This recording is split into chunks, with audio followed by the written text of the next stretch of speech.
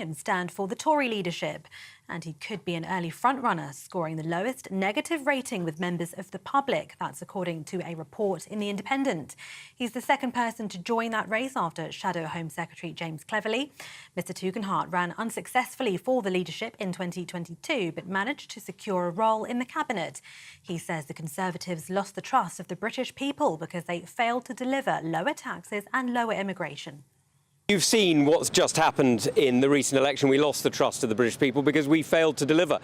And I've got a track record of delivery, whether that's in the army on operations in Iraq and Afghanistan, or whether that's in Parliament standing up to those who would threaten us, those authoritarian dictators. And that's got me sanctioned by countries like China and Russia and Iran. And of course, I've been delivering in government, as the security minister, making sure that we are safe. And I can't talk about all the areas that I've been working on as security minister for obvious reasons, but absolutely prioritising the interests and security of the British people is exactly what I've done. And those are the latest GB News headlines for now. I'm Tatiana Sanchez. More from me in half an hour. For the very latest GB News direct to your smartphone, sign up to News Alerts by scanning the QR code or go to gbnews.com/alerts.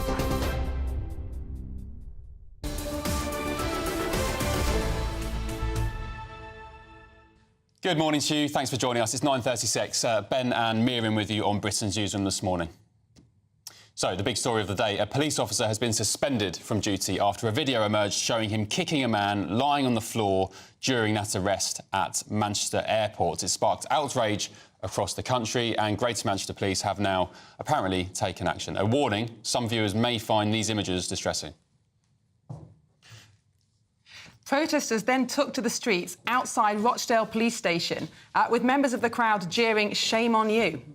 And we're now joined by GB News Home and Security Editor Mark White in the studio to discuss this. So, breaking news, Mark, this police officer has now not only been taken off frontline duty but also suspended.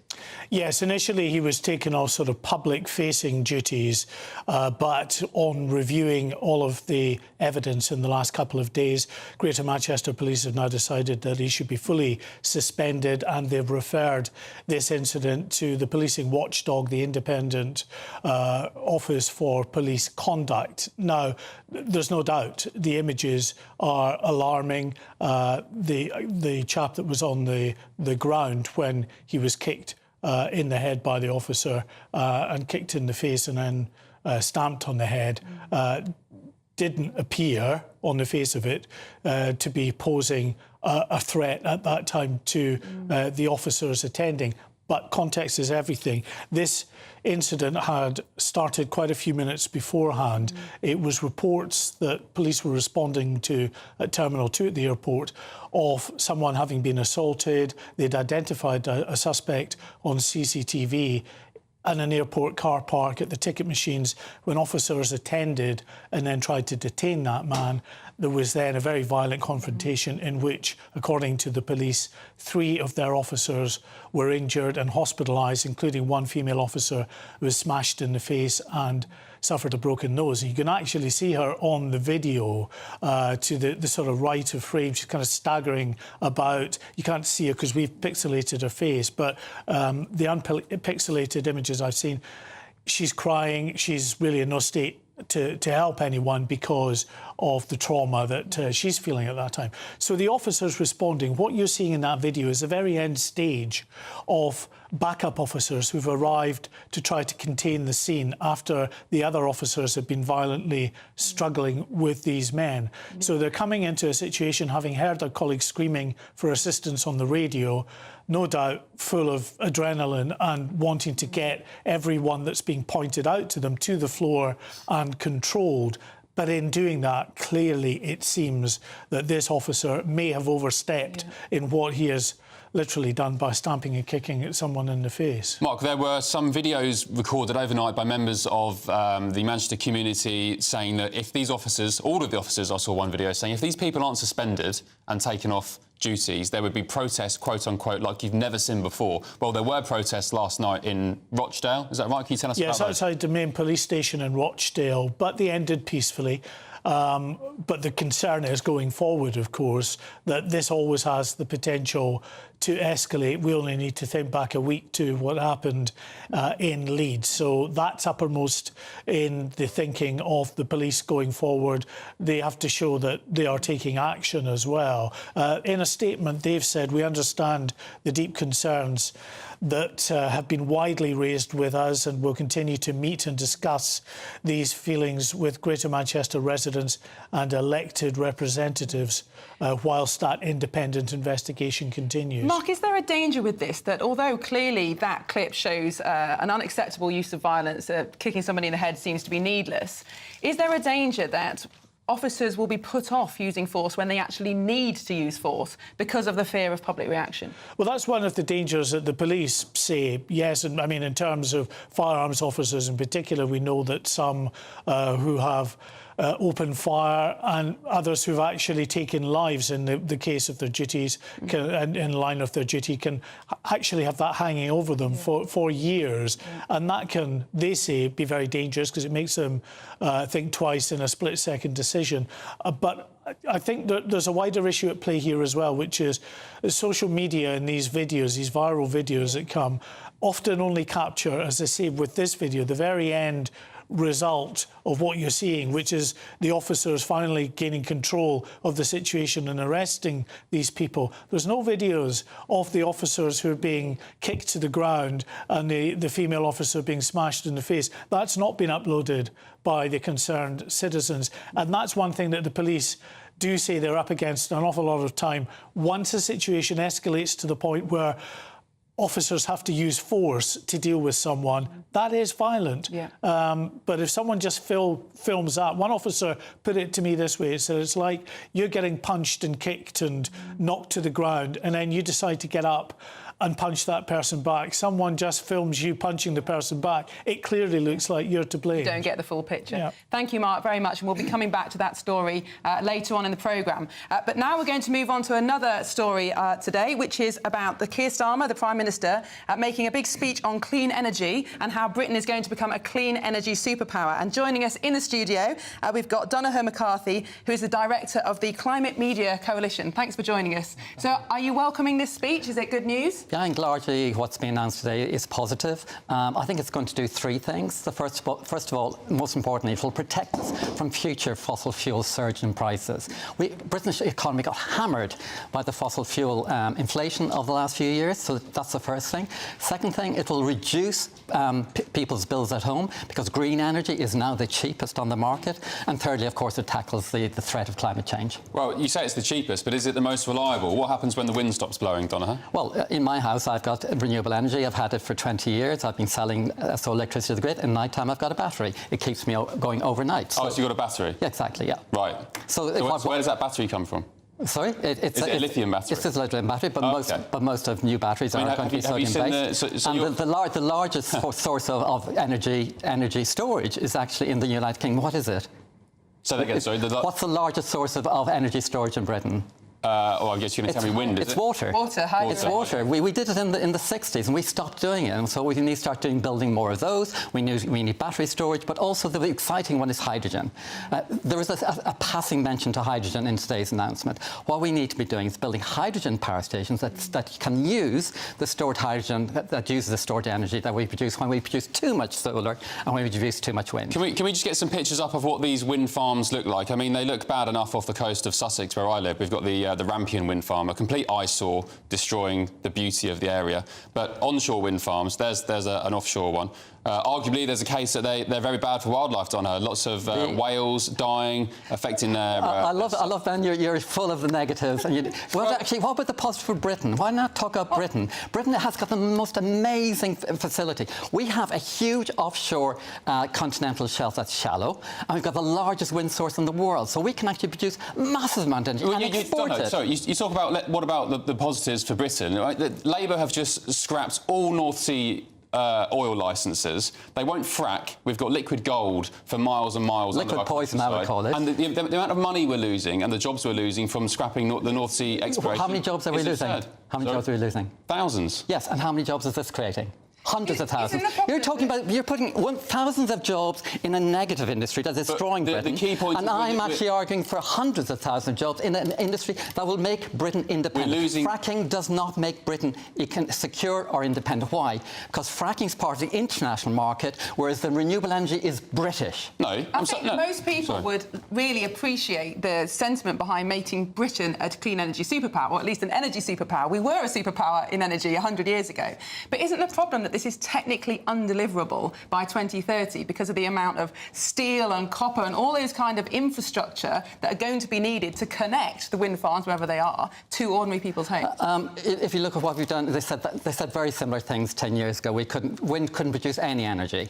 So what have we done in the last 10 years? We've gone from 40% of energy was provided by dirty coal to 40% now provided by clean green energy. We've already done 40% of it. We're actually and it's ramping up. What is happening today, one of the interesting things that's happening today, and you talk about offshore issues, is that GB Energy will actually build what they call marine grids. So the grids will bring down the massive amount of energy from Scotland down the coast, not on land, but on the coast, to where we need it in the southeast. That's a really positive thing that GB Energy will do. Well, instead of forcing wind turbines from China and backing up with lithium batteries where child slaves are, sent down mines to get them out and they die en masse as a result of it, why don't we just do the best renewable option on the table, which is nuclear?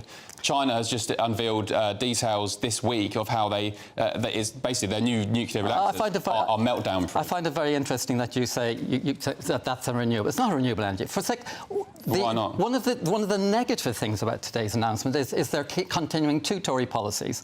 One is carbon capture and storage, which is immensely hugely expensive subsidy to the oil industry, because what you're doing is you're paying them to store the carbon that the pollution that they're emitting. That's really expensive.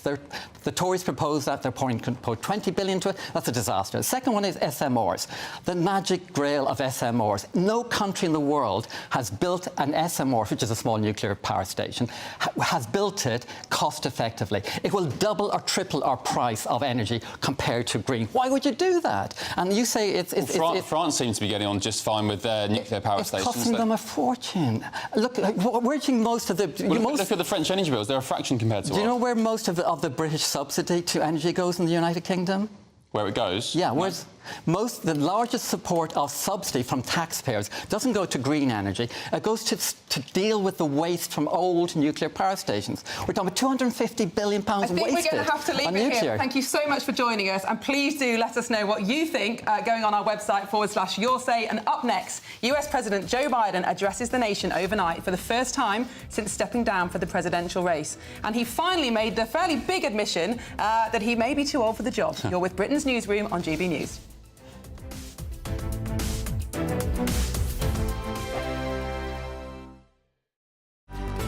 Good afternoon, Britain. Your lunchtime update on the stories that matter across the UK.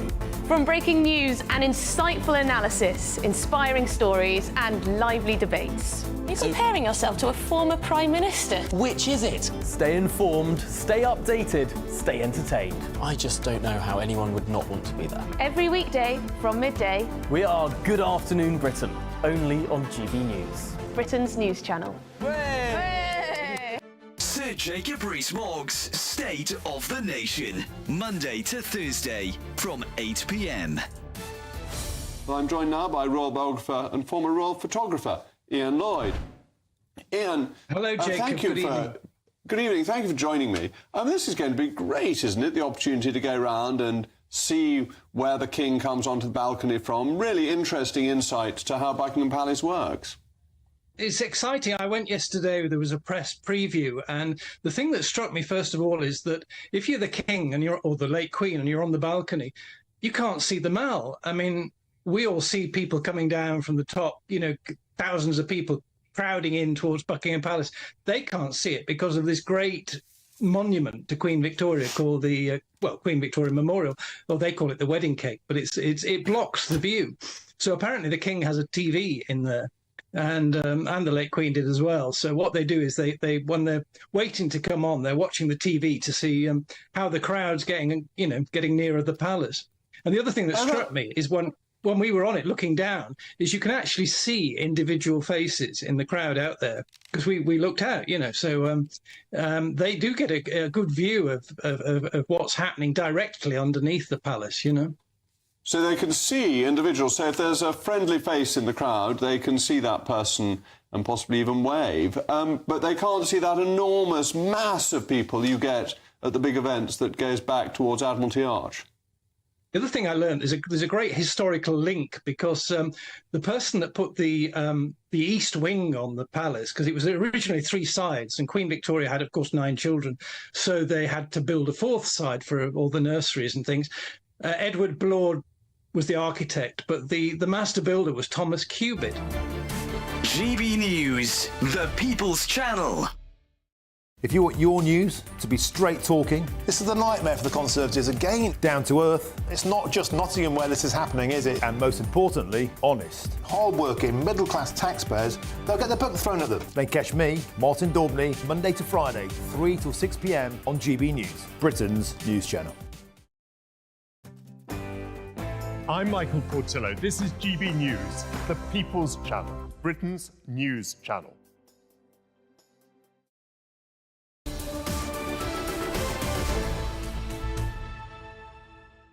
Welcome back. Now, overnight, President Joe Biden in the US finally made the admission that we were all probably well aware of for years prior. Look at this.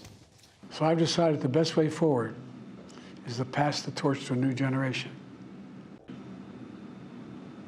You know, there is a time and a place for long years of experience in public life.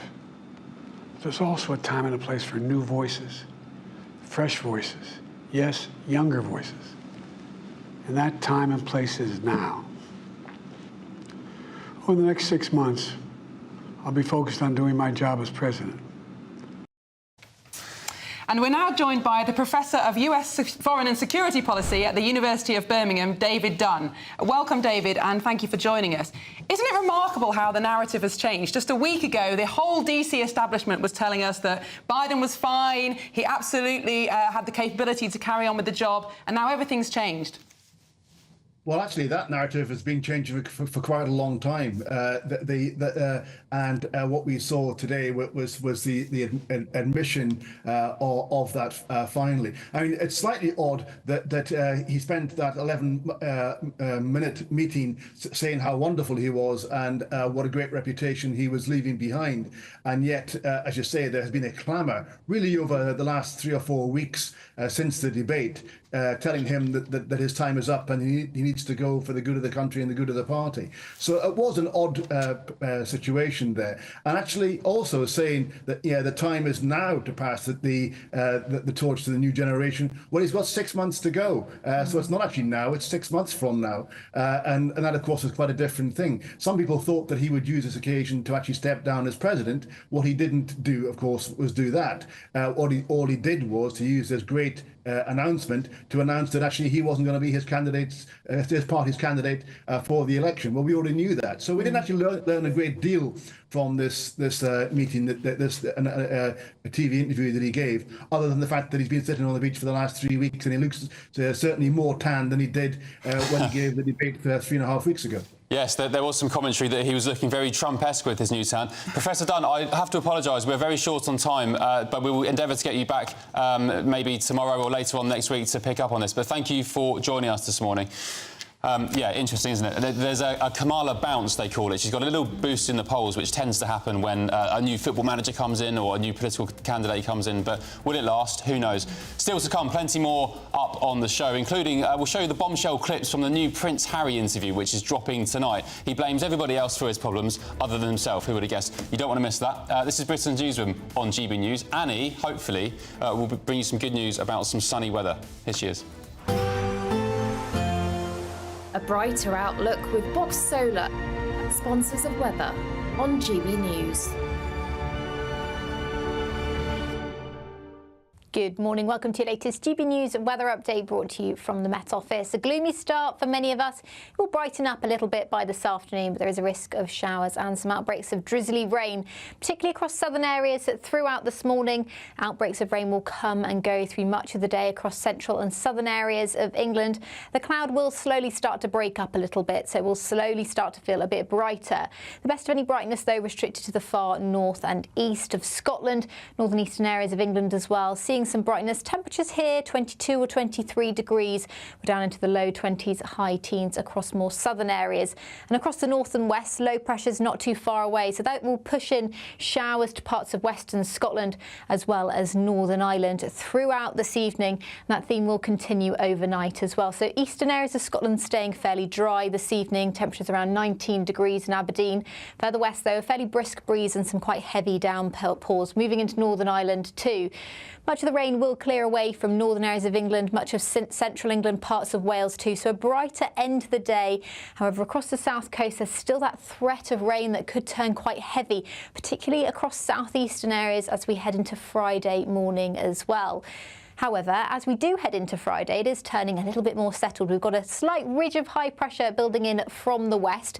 So across western areas, it will become a bit drier. But across the south and east, still a lot of cloud around, quite a muggy feel as well, still across southeastern areas. Clearer and fresher further west, with temperatures down towards 10 or 11 degrees for some areas by Friday morning. So a brighter start to the day to come on Friday. Still some showers breaking out across northwestern areas, potentially some here and there across more southern areas, but for most of us it's going to be a drier and brighter day, and as a result the temperatures will be higher. Temperatures towards 24 degrees across southeastern areas and widely will be in the low 20s. That warm feeling inside from Boxed Boilers, sponsors of weather on GB News.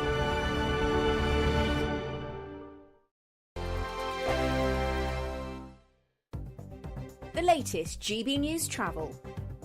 Good morning, I'm Russell Holding. Time when metro services are suspended between South Gosforth and Shiremore because of overhead line problems. In South Yorkshire, the A61 remains closed along Parnsley Road at Mapplewell after an accident earlier this week. In Northamptonshire, the A43 is blocked by an accident at Dean, causing queues. In Buckinghamshire, the A41 is closed each way between the Luggershaw turnoff and Blackthorn because of an accident. In Paris, the A438 is closed after an accident off the A470 Brecon turnoff, causing queues. Train services are suspended between Cardiff Central and the Severn Tunnel Junction because of a shortage of trains. The M2 in Kent is partly blocked westbound by an accident just before Junction 5 at Sittingbourne, causing queues. The Port of Dover, there's a wait of up to an hour at border control. And in Devon, the A38 is closed westbound from the A380 Splatford Split to Harkham Cross after an accident, causing queues heading away from Exeter. And that's the latest. You can stay up to date throughout the day by visiting our website, gbnews.com. £30,000 in cash has to be won. It's our biggest cash prize so far, and it could be yours. Charles was a winner. Listen to what he says about winning the Great British Giveaway. I'm Charles. I'm on £18,000 cash. It was just amazing, and as soon as it goes into your bank account, it just changed. It's a life-changing thing. The next big winner could be you, with an extra £30,000 cash in your bank. For another chance to win £30,000 in tax-free cash, text cash to 63232. Text costs £2 plus one standard network rate message. You can enter online at gbnews.com/win. Entries cost £2, or post your name and number to GB07 PO Box 8690 Derby DE1 9TT. UK only. Entrance must be 18 or over. Lines close at 5 p.m. on the 30th of August. Please check the closing time if listening or watching on demand. Good luck. Mark Dolan tonight is your weekend dose of news, debate and entertainment. This sounds like a wild conspiracy theory. Don't miss My Big Opinion, Mark Meets, and My Take at 10. Democracy is a funny old thing. And we don't do boring, not on my watch. I just won't have it. Go and get another glass of that bubbly, you've earned it. That's Mark Dolan tonight, Saturday and Sunday, 9 to 11, only on GB News, the People's Channel, Britain's news channel. Welcome to State of the Nation, daily plunge into the stories shaping our country. I'm Jacob Rees-Mogg, and Monday to Thursday we bring you the insights, the facts, the truth about how our country is being governed. Because what happens in Downing Street matters down your street. Tune in to State of the Nation every Monday to Thursday, 8 to 9 o'clock. Only on GB News, the People's Channel, Britain's news channel.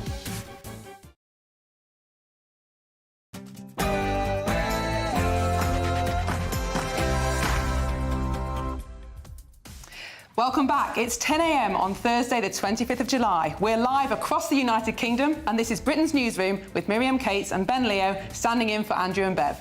Very good morning to you. Hope you're well. Breaking in the last hour, a police officer has been suspended after he kicked a man in the head during an arrest at Manchester Airport.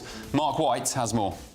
Well, Greater Manchester Police has now referred the incident to the policing watchdog, and they're meeting with members of the community amid protests last night at Rochdale Police Station. Labour's green energy revolution. The Prime Minister will unveil plans to set up Great British Energy this morning. Do you want to see more of these across the countryside and off the coast of Britain? And the Tory leadership race. Tom Tugendhat has thrown his hat into the ring to replace Rishi Sunak, and he's vowed to leave the ECHR. So at the moment, it's James Cleverly versus Tom Tugendhat. Who will be next to join the race? And royal rift. Prince Harry reveals the motivation behind his crusade against the tabloids. Take a listen. Still today, the press, the tabloid press, very much enjoy painting her as being paranoid. But she wasn't paranoid.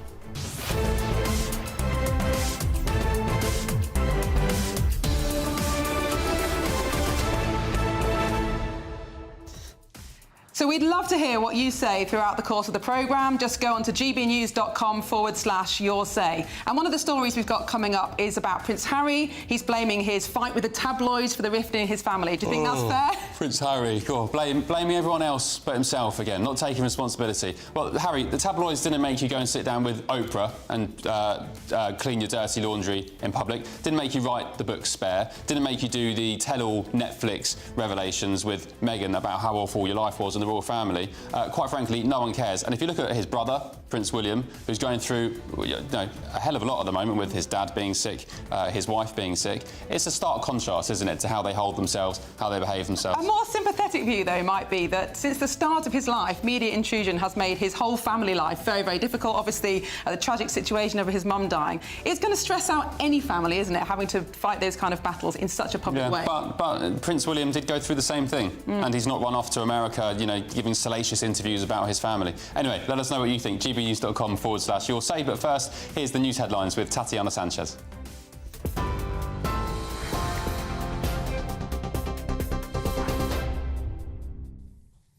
Ben, thank you and good morning. The top stories from the GB Newsroom. A police officer has been suspended from all duties after a video emerged appearing to show a person being kicked in the head during an altercation at Manchester Airport. Greater Manchester Police says 3 of its officers were seriously injured during that incident when they attended to reports of an assault in the airport car park. That included a female officer who suffered a broken nose. The force says the assault of its officers happened before the events that you can see here in the video.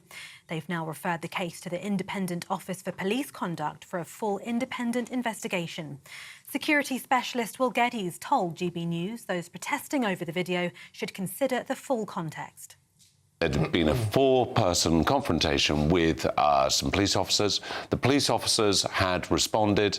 These individuals counterattacked, and apparently these police officers were punched, including one female police officer who had her nose broken, and apparently they are being treated by medics for their injuries.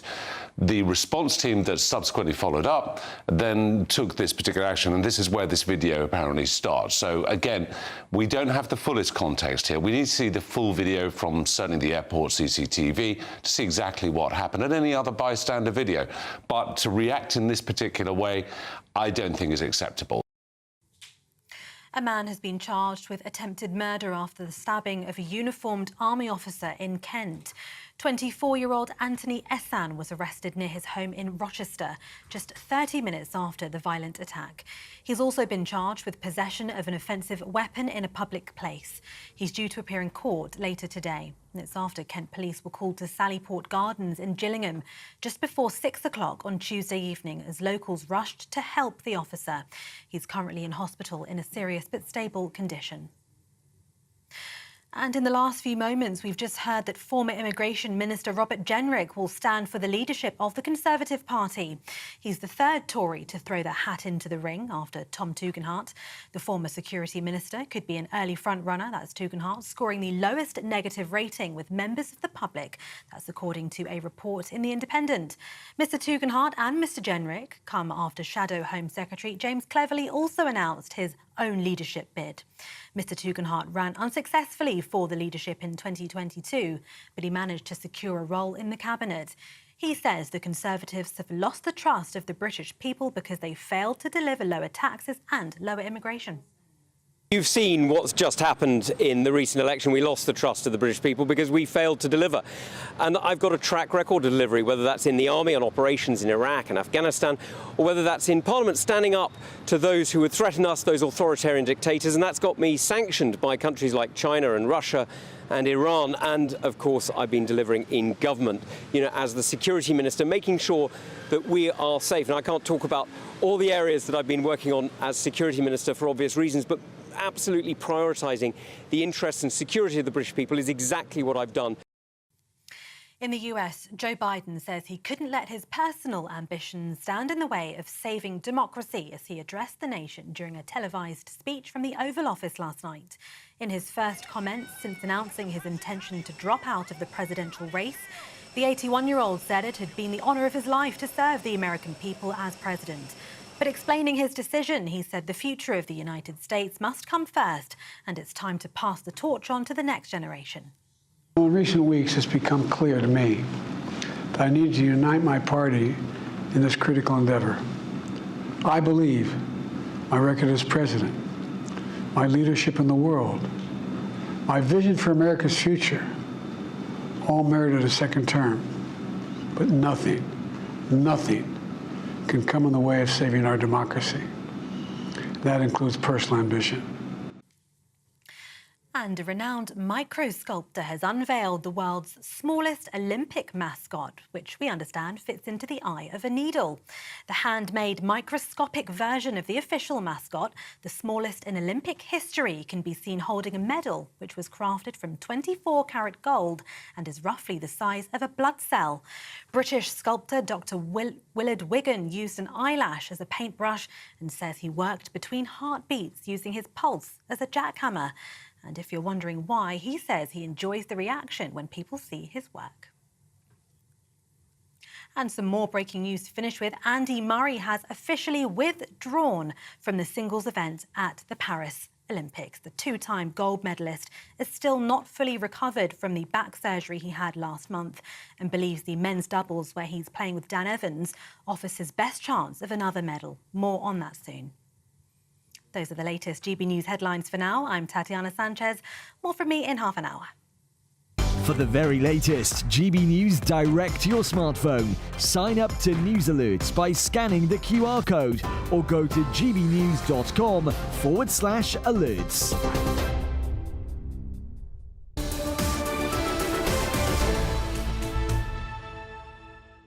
Thanks, Tatiana. 10:08, Ben and Miriam with you on Britain's Newsroom on GB News. Sad news about Andy Murray. Very. Is that going to be his last... That's it then, is it? He's gone, I think so. So hopefully he will get a medal in that doubles event. So he'll be going out on a high. But I know you're a big fan, so you'll be watching closely. I am. And I know lots of the viewers don't like me for being a fan of him because of his comments about England all those years ago. But the Olympics is Great Britain, isn't it? So Scotland, Wales and England together. So hopefully that's a bit of unity. Thank you so much for sending in all your emails. There's loads and loads of comments, particularly particularly about this breaking news story about the police incident yesterday at Manchester Airport. Overwhelmingly supportive of the police in these emails.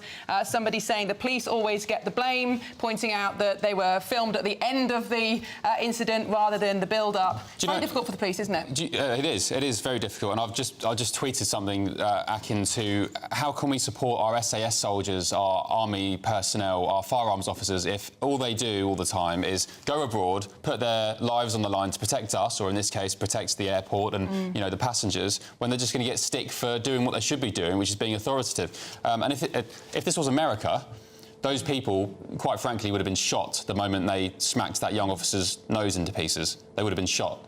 I'm not saying I advocated that here. It's a completely different scenario. We don't have guns, but you know, a bit of force and a bit of authority needed in that scenario where you're at an airport, they've got guns which could have been taken away from them. And they're human beings, aren't they? And the adrenaline will have kicked in. They've seen some of their close colleagues and probably friends violently beaten up. This female officer had her nose broken, and obviously they're going to do everything they can to stop a further incident. And of course, it does look like he went too far. But the alternative is we have police who are not willing to use force at all, and that's even more dangerous in my opinion. Got an interesting email from a former Met officer. I won't name you, obviously, but you said, unless you've been a cop all alone with a suspect in the middle of the night in a fight for your life and you're being punched, kicked and so on, and you're exhausted, your opinion on the police use of force means very little to me. That's from a retired Met officer of 30 years in East London. And there was someone else who said that they were a firearms officer at Heathrow a couple of years back, and they were, I can't find the email now, but they were saying, they were criticising the use of force. They said, no excuse. Even if you're exhausted, even if your adrenaline's going, that's what you're trained for. You shouldn't be using that level of force. Yeah, and of course there always will be times when they overstep the mark, and obviously this is very damaging for the police, but we desperately do need our police to be able to use force when they need. Anyway, moving on to another story. 2 more Conservative MPs have now thrown their hats in the ring to be the party's next leader. We've got Tom Tugendhat. He's already declared, said that he was going to leave the ECHR. And take a listen to him speaking now. No, I've been very, very clear. I am prepared to make any decision that will keep the British people safe. And just look at the last 5 years where we haven't delivered. I am prepared to leave the ECHR or indeed any other institution that doesn't serve the interests of the British people. And in the last few moments, Robert Jenrick is throwing his hat into the ring to become the next Tory leader as well. Your thoughts on Robert Jenrick? He was, of course, I've said to you before this week, maybe cruelly nicknamed Robert Generic at times by some of his critics. I think he's gone through a transformation in the last year or so. I think being in the Home Office and seeing firsthand how badly immigration was dealt with really made him realise that we need a lot stronger policies. So a very interesting new entrant there. Hang on.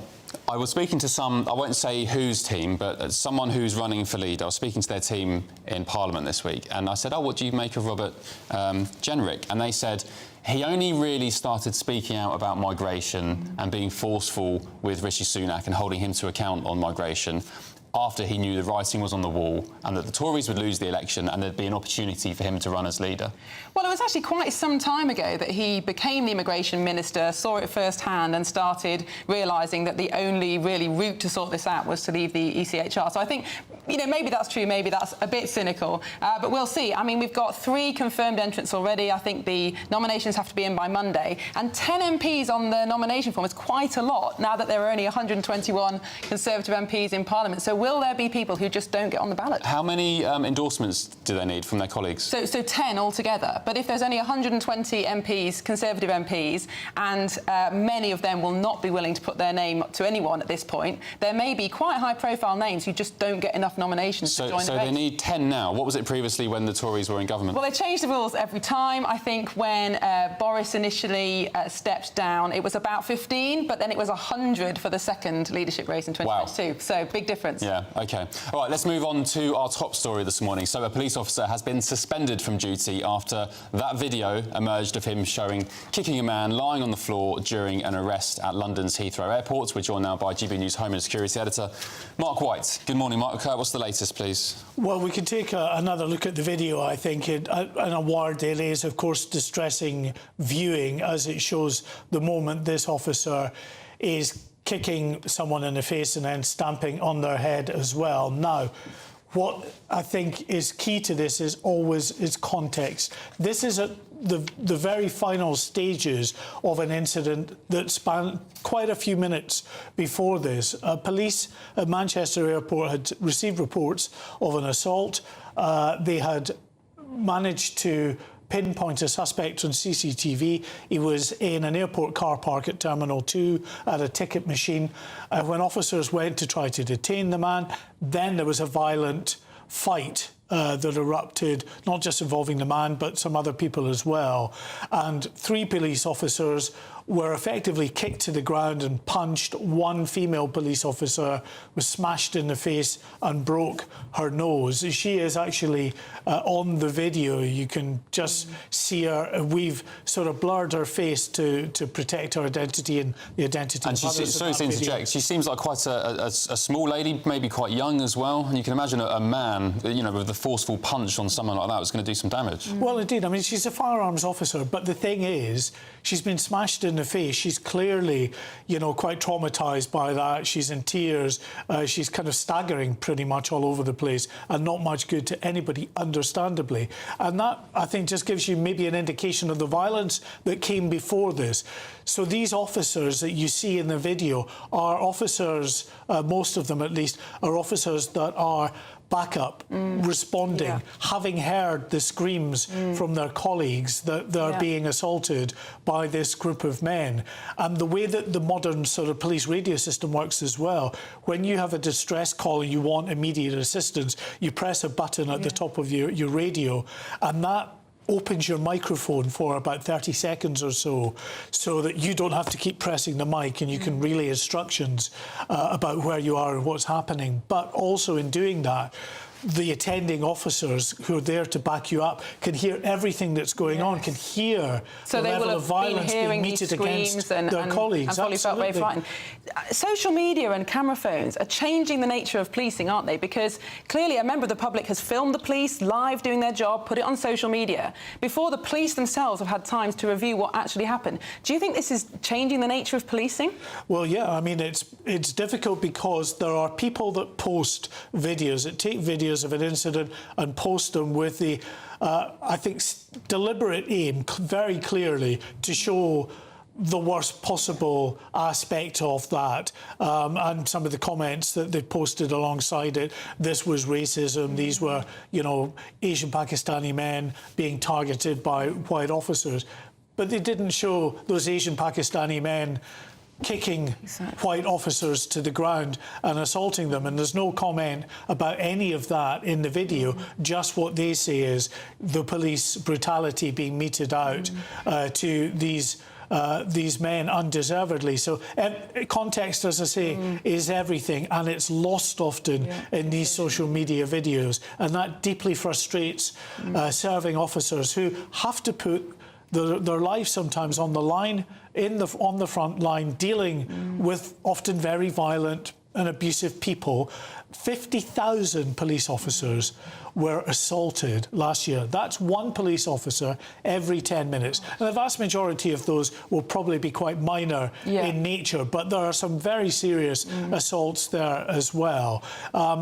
They face violence on a daily basis, and in trying to deal with people and apprehend them, if that person is unwilling to be arrested, as clearly they were, by fighting with the officers, the only way to then get them under control and handcuffed is to use force. And it looks violent because it is. Yeah. OK, Mark White, we'll have more from you throughout the show on this. Thanks very much. Yeah, it's kind of... I think we've maybe got used to the police being so... what's the word? Reluctant to wade in, yeah. You look at the pro-Palestine protests every week in London. They just stand by and do nothing. I think maybe for the first time we've seen the police maybe doing something that they should be doing. And we're also surprised by it. It's like, goodness me, they're actually doing their jobs. What a surprise. Greater Manchester... sorry, go on. I was going to say, but the Greater Manchester Police have made a statement following that incident, saying that there will be a thorough review of further information that has become available in relation to this incident on Tuesday evening, and they have now suspended this police officer from all frontline duties. Okie doke. Up next, are we a step closer to becoming a cashless society? We'll tell you why. You better hold on to your 1p and 2p coins. So there's this rumour going around that the Treasury may be ditching 1p and 2p coins. What are we going to do when we go to these seaside arcades, Miriam? Well, what I read was that there are just so many in circulation, and that's why they're not making any more. So I'm not sure they're taking them off completely out of our wallets, but we'll see. Well, give it, I reckon, 5 or 10 years, all coins will be done. And, you know, when you do go to those arcades at the seaside, you want to play the racing games or, the, you know, the roulette, whatever it is. You have to put in a £10 note. You're going to tap your card. Yes. You're going to lose the magic. Sounds naff. You're with Britain's Newsroom on GB News. We'll be back in just a sec. Nana Queer, weekends from 3 p.m. Now, the last time we spoke, we always talk about the topic of gender and your transition. So talk to me about now, though. What you have done is you've created a comic book about your life and about your transition to tell us things that perhaps the press and media don't talk about. Yes, so throughout the years I have always been persuaded to write a book, but I was never ready to disclose so much. And I've been working this beautiful comic book. I brought you a little copy. It's here. You can have a look into it later, where I'm detailing past experiences, growing up in Brazil and then moving to this country, and my struggles, the struggles that I had to go through to become the woman that I'm today. I'm a woman. I'm not a biological woman, but I am a woman. I just cannot have babies because I don't have the female organs, but I'm a woman inside out, therefore I use the female toilet. But what has been going on around, there are a lot of people, they regard themselves as being transgender when they're actually not. They don't have any psychological help, they don't have any medical help. They just wear female clothes and makeup and they call themselves female. And they're the ones using female spaces and take advantage of that. And that is what should stop and be controlled. But that's the problem, isn't it? So what do you do to stop that? I mean, the suggestion was a third extra space. How would you feel about a third extra space where, you know, this is where if somebody is trans or any of those other things can use rather than using the female toilet? I don't think that would work, actually, because these people that those people that regard themselves as being females in their minds, they still would use the female toilet. GB News, the People's Channel. Tune in to Friday Night Live with me, Mark Dolan. GB News royalty with your perfect start to the weekend. Lucky us. Feisty and fearless guests. Well, I'm a normal person, so ask me. Honest opinions that raises more questions than a Gary Barlow tax return. And a few surprises along the way. Might be cold in this studio. That is Friday Night Live with me, Mark Dolan. 8 to 9 only on GB News, the People's Channel, Britain's news channel. Are the newspapers getting you down? My wife didn't divorce me that month. Struggling to separate the wheat from the chaff? I know that it's a bit of a circus at the best of times.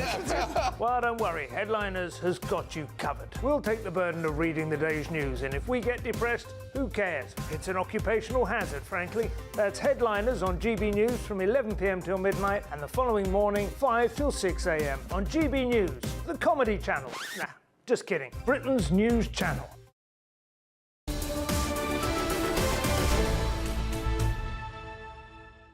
Welcome back, 10:22. Ben and Miriam with you on Britain's Newsroom, only on GB News. And we're delighted to be joined in the studio by broadcaster and journalist Carol Malone, who's giggling away tomorrow. What's got you tickled? I can't get my chair up. Oh. I'm trying to get this thing up and I'm just sinking. This new studio is lovely and it looks great, but we've established these chairs are a nightmare. They have a mind of their own. Here's some behind-the-scenes info for you. During the show, you'll probably see many of us, presenters and guests, just sinking down. What's happening now? How do I get mine up? And, of course, also joined by broadcast journalist Juditha De Silva. Good morning, Juditha. Good morning.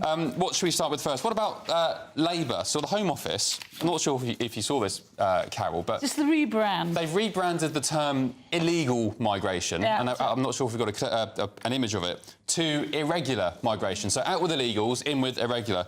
Irregular migration, that's a more sensible way to deal with it, isn't it? It's kind of what they're doing with everything to do with immigration at the moment. They're not actually solving solving the problem. They're actually trying to sweep it under the carpet. It is illegal migration, however you cut it. People coming across on the small boats are coming here illegally, end of story. And what Yvette Cooper has been trying to do all week by announcing this business, that they're going to give amnesty or asylum to between 70,000 and 120,000 illegal migrants. This is all just kind of trying to make it look like it's all lovely and it's all going well. It's not. It's sweeping the problem under the carpet for another day. You know, making 120,000 illegal migrants is actually against the illegal migration bill. And they're clearly trying to dismantle that so that anyone who comes here for whatever reason and however they come are going to be allowed to stay. And that's a very easy way to solve your immigration overcrowding problem. You just make them not illegal anymore. But Judita, language aside, there is a problem now, isn't there? We've got these 100,000 people who should have been deported to Rwanda. Now we don't have the Rwanda scheme. What is the Labour Party meant to do about this? I actually think that what the Labour Party is setting about to do is the only way to do it. And what I mean by that is you've got to govern the politics of perception as well as practicality. Take the sting out of the conversation, because it has gone from alienating who you see as migrants to actually loathing them now or feeling violent towards them. You've got to change the language of discourse in order to bring it to a point where you can be practical in your approach. What I've said before... I don't understand that. What do you mean by that? How is that going to stop numbers? To haggle over calling it illegal to calling it irregular, that's just approaching the conversation with a bit more of a tempered attitude. But what they've said that's is... That's not going to change the minds of the people. Yeah, but when it comes to... That's why I said they're attacking it on two fronts, both practically and perception-wise. When they've said that they're investing money into working with home-based organisations because they're looking to repatriation of asylum seekers, that's the way to do it, because I've spoken to migrants, I've spoken to people who've made this journey, and when you actually hear them talk, you will never stop them coming. When you say you're banning the boats or you're putting them in prisons, they don't see that as a deterrent, they see that as a temporary obstacle, because when your motivation is you see survival is over there, so two things will stop you, death or success. What is the obstacle now? Now that, that the Labour government has made clear that the Illegal Migration Act doesn't act, Starmer might as well put an advert out and said to everyone in all of sub-Saharan Africa, come, because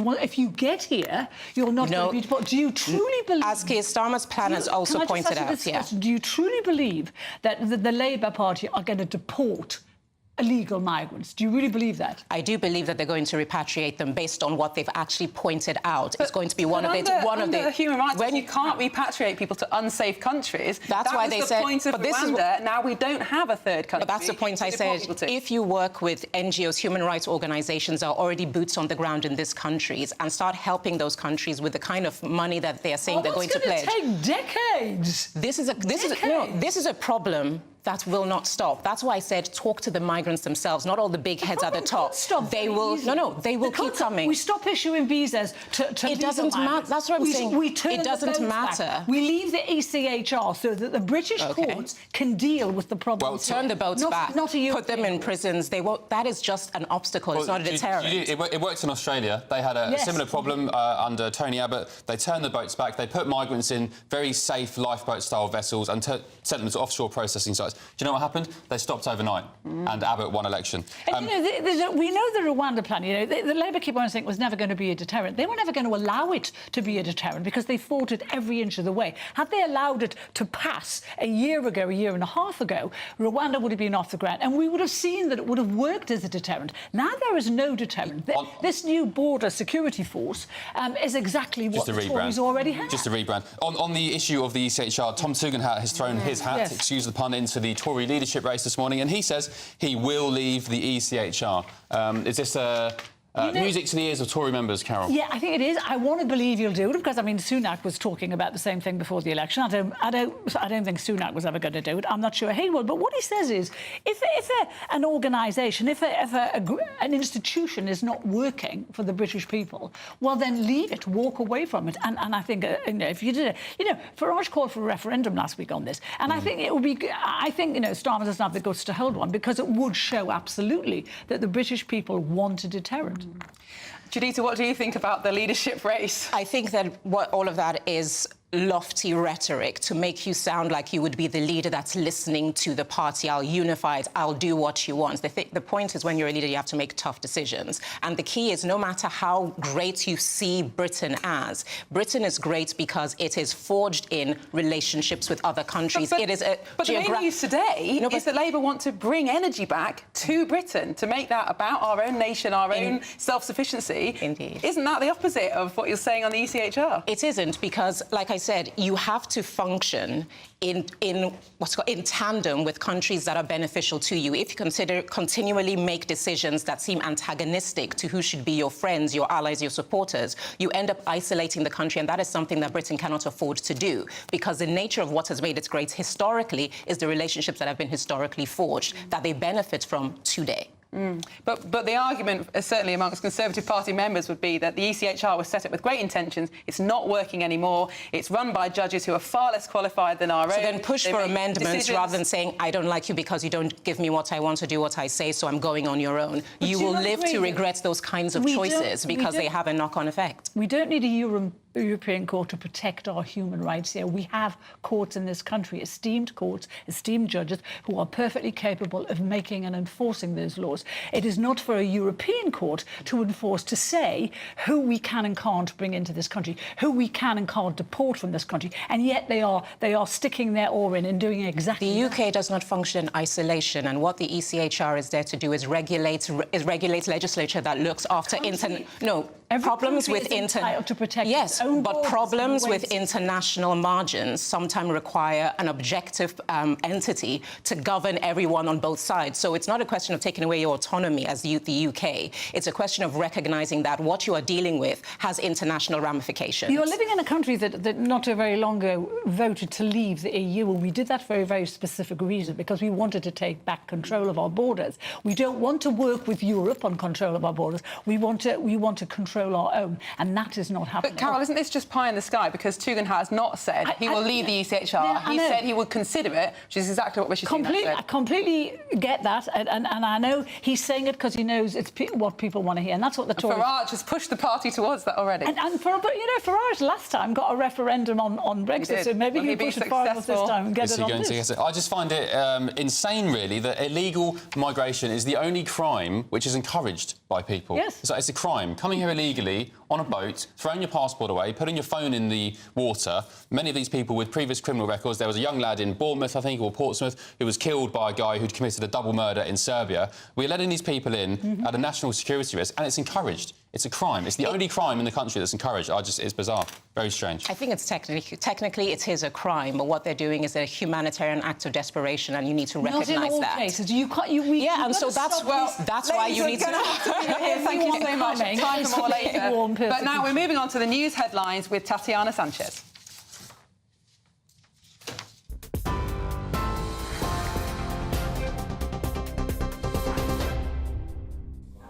Miriam, thank you and good morning. The top stories this hour. A police officer has been suspended from all duties after a video emerged appearing to show a person being kicked in the head during an altercation at Manchester Airport. Greater Manchester Police says 3 of its officers were seriously injured when they attended to reports of an assault in the airport car park. That included a female officer who suffered a broken nose.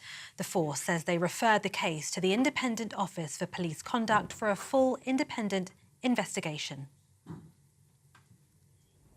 A man has been charged with attempted murder after the stabbing of a uniformed army officer in Kent.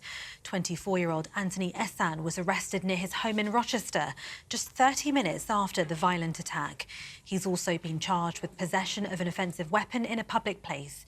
He's due to appear in court today. It's after Kent police were called to Sallyport Gardens in Gillingham just before 6 o'clock on Tuesday evening as locals rushed to help the officer. He's currently in hospital in a serious but stable condition. Former Immigration Minister Robert Jenrick will stand for the leadership of the Conservative Party. He's the 3rd Tory to throw their hat in the ring after Tom Tugendhat. Mr Tugendhat could be an early front-runner, scoring the lowest negative rating with members of the public. That's according to a report in The Independent. The former Security Minister and Mr Jenrick come after Shadow Home Secretary James Cleverly also announced his own leadership bid. Mr Tugendhat says the Conservatives need to rebuild trust after failing to deliver lower taxes and lower immigration. Andy Murray has officially withdrawn from the singles event at the Paris Olympics. The two-time gold medalist is still not fully recovered from the back surgery he had last month and believes the men's doubles, where he's playing with Dan Evans, offers his best chance of another medal. The former world #1 also withdrew from the singles at Wimbledon after that surgery to remove a spinal cyst. And those are the latest GB News headlines for now. I'm Tatiana Sanchez. More from me in half an hour. For the very latest GB News direct to your smartphone, sign up to News Alerts by scanning the QR code or go to gbnews.com/alerts. Cheers Britannia Wine Club proudly sponsors the GB News Financial Report. Well, here's a quick snapshot of today's markets. The pound will buy you $1.2885 and €1.1878. The price of gold is £1,841 at 18 pence per ounce, and the FTSE 100 at 8,086 points. Cheers Britannia Wine Club proudly sponsors the GB News Financial Report.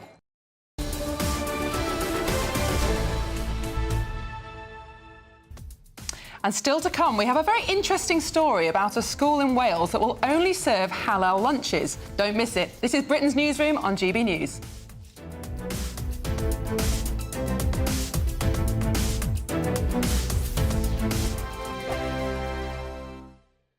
Good morning. Welcome to your latest GB News weather update brought to you from the Met Office. A gloomy start for many of us. It will brighten up a little bit by this afternoon, but there is a risk of showers and some outbreaks of drizzly rain, particularly across southern areas throughout this morning. Outbreaks of rain will come and go through much of the day across central and southern areas of England. The cloud will slowly start to break up a little bit, so it will slowly start to feel a bit brighter. The best of any brightness, though, restricted to the far north and east of Scotland, northern eastern areas of England as well. Seeing some brightness. Temperatures here 22 or 23 degrees. We're down into the low 20s, high teens across more southern areas. And across the north and west, low pressure's not too far away, so that will push in showers to parts of western Scotland as well as Northern Ireland throughout this evening. And that theme will continue overnight as well. So eastern areas of Scotland staying fairly dry this evening. Temperatures around 19 degrees in Aberdeen. Further west, though, a fairly brisk breeze and some quite heavy downpours moving into Northern Ireland too. Much of the rain will clear away from northern areas of England, much of central England, parts of Wales too, so a brighter end to the day. However, across the south coast, there's still that threat of rain that could turn quite heavy, particularly across southeastern areas as we head into Friday morning as well. However, as we do head into Friday, it is turning a little bit more settled. We've got a slight ridge of high pressure building in from the west. So across western areas, it will become a bit drier. But across the south and east, still a lot of cloud around. Quite a muggy feel as well, still across southeastern areas. Clearer and fresher further west, with temperatures down towards 10 or 11 degrees for some areas by Friday morning. So a brighter start to the day to come on Friday. Still some showers breaking out across northwestern areas, potentially some here and there across more southern areas, but for most of us it's going to be a drier and brighter day, and as a result the temperatures will be higher. Temperatures towards 24 degrees across southeastern areas and widely will be in the low 20s. The latest GB News travel.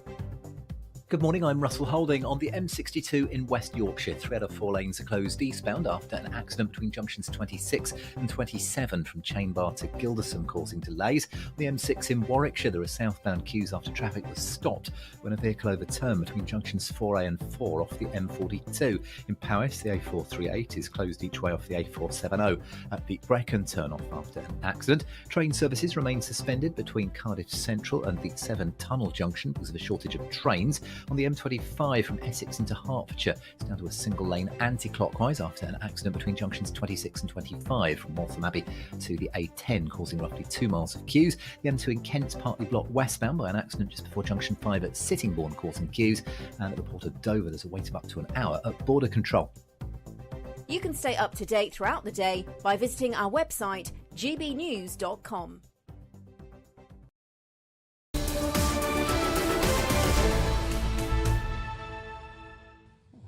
Welcome back. It's 10:37 and this is Britain's Newsroom. Now, a recent survey by the Food Foundation found that almost a quarter of families with 3 children in the UK have experienced food insecurity in the previous month. The research highlighted the impact of the 2-child benefit cap and the need for urgent action to address the issue. So, here to debate whether we should actually scrap or reform the cap, we're joined by Communications Officer at the IEA, Reem Ibrahim, and political commentator Jonathan Liss. Good morning to you both. Reem, I'm going to take a punt here that you are in favour of keeping the cap as is. Yeah, well, effectively, look, I think that we could see wide-scale reform of the benefit system, and ultimately it's pretty arbitrary to say that we just need, after 2 children, you won't get any of those additional benefits. However, we are currently under such significant fiscal constraints that there is absolutely no way we can afford to increase that. And ultimately, it was put in place back in the coalition government as a result of the fact that we had such dire financial situation. And at the same time, in the current situation, we've seen that public sector borrowing is the 4th highest since records began. When we're thinking about this from the wider perspective and how we're spending our money, actually, this is a pretty good way to limit the amount of benefits that we're giving out, but also ensuring that every single family faces the exact same fiscal problems as any other family when having children. But, Jonathan, we can't afford this, can we? Even if we wanted to get rid of the cap, the country just can't afford it. Well, can we afford to alleviate child poverty? It's a fundamental moral issue. And I just don't buy the argument that we can't afford it anyway. The new dreadnoughts being built in Cumbria are going to cost £31 billion. Lifting this benefit cap would cost an upwards amount of £3.6 billion. That's the largest estimate that has been given. That I can't understand the case for not lifting this ban, even if you think that families that are being feckless, are having too many children, which I think is a horrible argument, by the way. It's not fundamentally the child's fault. Under any circumstance, you're penalising children who have no say whatsoever in who they're born to, whether they're born at all. So I just don't think it's a fundamental, sustainable moral argument to penalise children and to keep them in poverty when, of course, the government, we have a central bank, the government can produce more money, it can borrow to invest in critical infrastructure, for critical projects. This is a trifling sum of money in the grand scheme of things. Reem, that's true, isn't it? And isn't Jonathan right that actually it's not the child's decision which family they're born into? We let state pensioners have the pension regardless of their circumstances. Why isn't it the same when it comes to child benefits? Well, I would certainly be in favour of a more targeted pension system. I mean, we spend 4 times the amount of the budget of the Ministry of Defence on pensions alone, so I would certainly be in favour of targeting that. The point of the matter is it costs the government about £12.6 billion, and by costing the government, I mean it costs other taxpayers. And ultimately, when we're thinking about this in a wider perspective, on the way in which we think about the benefit system as a whole, I would be in favour of wide-scale reform. I think where Jonathan and I might disagree is that I don't believe the solution to child poverty or the solution to poverty at all is taking more money off of hard-working taxpayers and redistributing it to others. The solution to poverty is economic growth, and the solution... But Reem, just to cut in on you there, 60% of the families that this affects are in work. Isn't the problem just that the cost of living for families is too high? Oh, absolutely. I mean, the cost of living is incredibly high, and I'd absolutely blame the government for that. I mean, the fact of the matter is, since the pandemic, we've been increasing the money supply so significantly, which effectively means that our money is worth significantly less. That's why we saw double digits of inflation. It effectively comes into the point about the quantitative theory of money. The reason why the pound in your pocket is worth less is because the government, the Bank of England, are significantly increasing the money supply. So yes, you're right.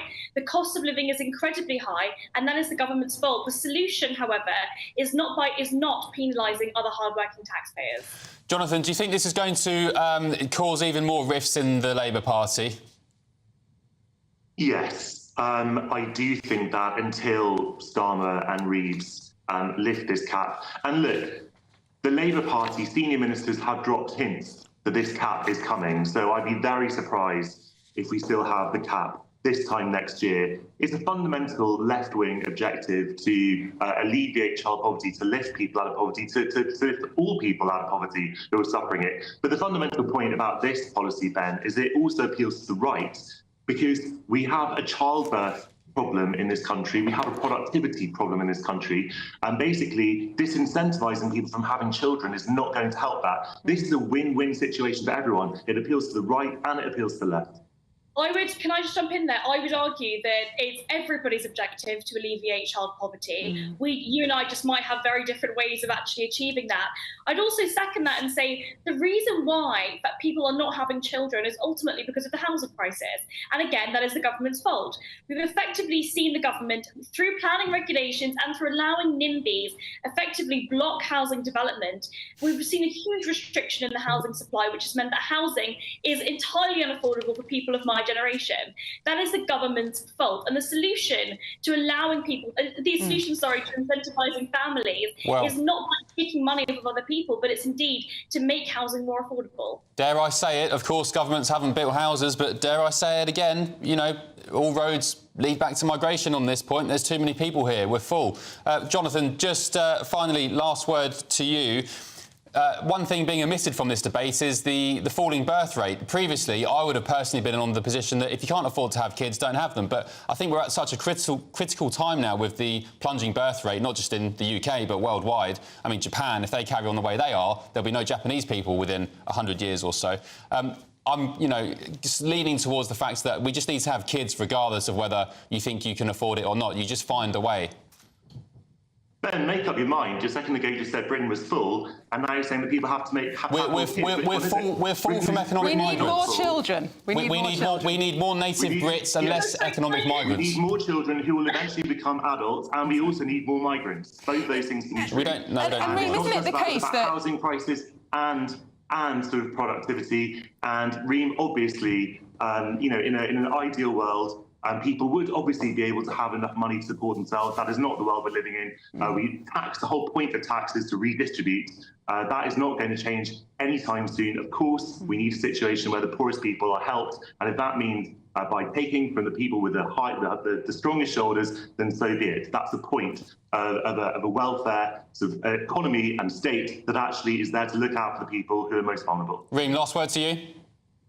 So I think it's really interesting from this wider perspective about the benefit system. I would be in favour of wide-scale reform. I think that the arbitrary 2 cap on the child benefit is pretty arbitrary and isn't necessarily effective. However, under the current situation with our public health and the current situation in which we find ourselves in, where we effectively are the 4th highest public sector borrowing rate, we absolutely need to be thinking about constraining our public spending, and that includes child benefits. OK, Reem Ibrahim, you are the communications officer at the IEA and political commentator Jonathan Liss. Thank you for a very civil debate. That was a good one, wasn't it? It was, and I do think it is a debate that's going to run and run, because the big problem we have in this country is that most families can't afford to bring up children without state support because we have such high taxes. So I think the common perception is that it's only, you know, people who aren't work, who are, you know, not contributing to society, who are in receipt of benefits. It's not. It's actually an awful lot of working families. I've done a massive U-turn. I used to say years ago, if you can't afford to have kids, don't be so irresponsible. But knowing what we know now... Every child born is a future taxpayer and worker. Yeah. And we need them. And just on Jonathan's point there, he's saying, well, we need migrants. It's like, no, we need native Brits, not economic migrants. We need a population pyramid where there are more at the bottom coming in than there are retired, and that's what we don't have now. Anyway, we could talk about this all day, but up next, we're going to be joined by the leader of Welsh Conservatives. He's furious about a school serving halal-only lunches. This is Britain's Newsroom, live across the United Kingdom on GB News.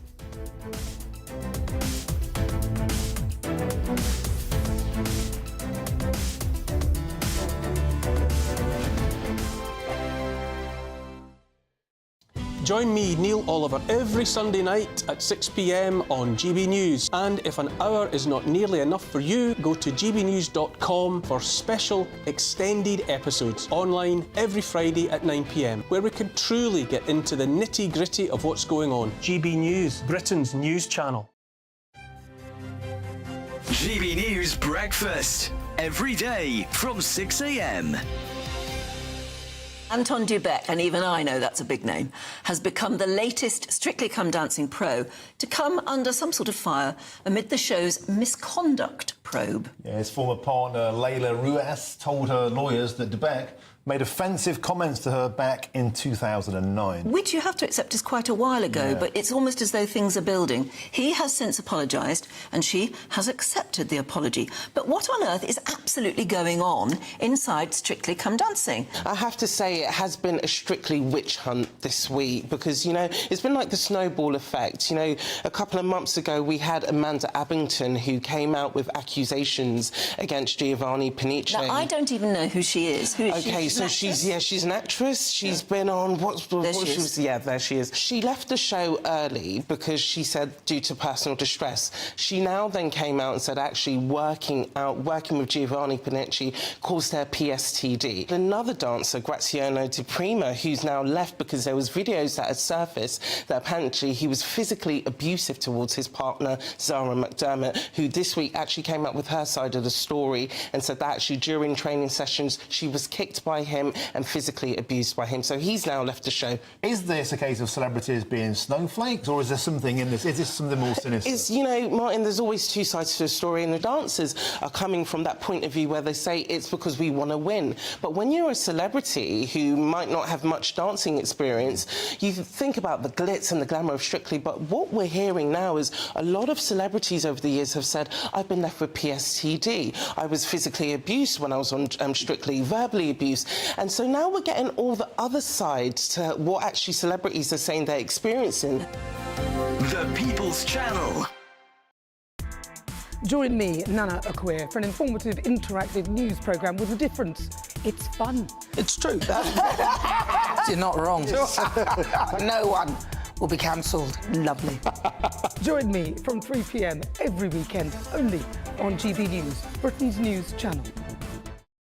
We're proud to be GB News, the People's Channel. And as you know, we always love to hear your views. Now, there's a new way of getting in touch with us at gbnews.com/your-say. By commenting, you can be part of a live conversation and join our GB News community. You can even talk to me, Bev Turner, or any of the members of the GB News family.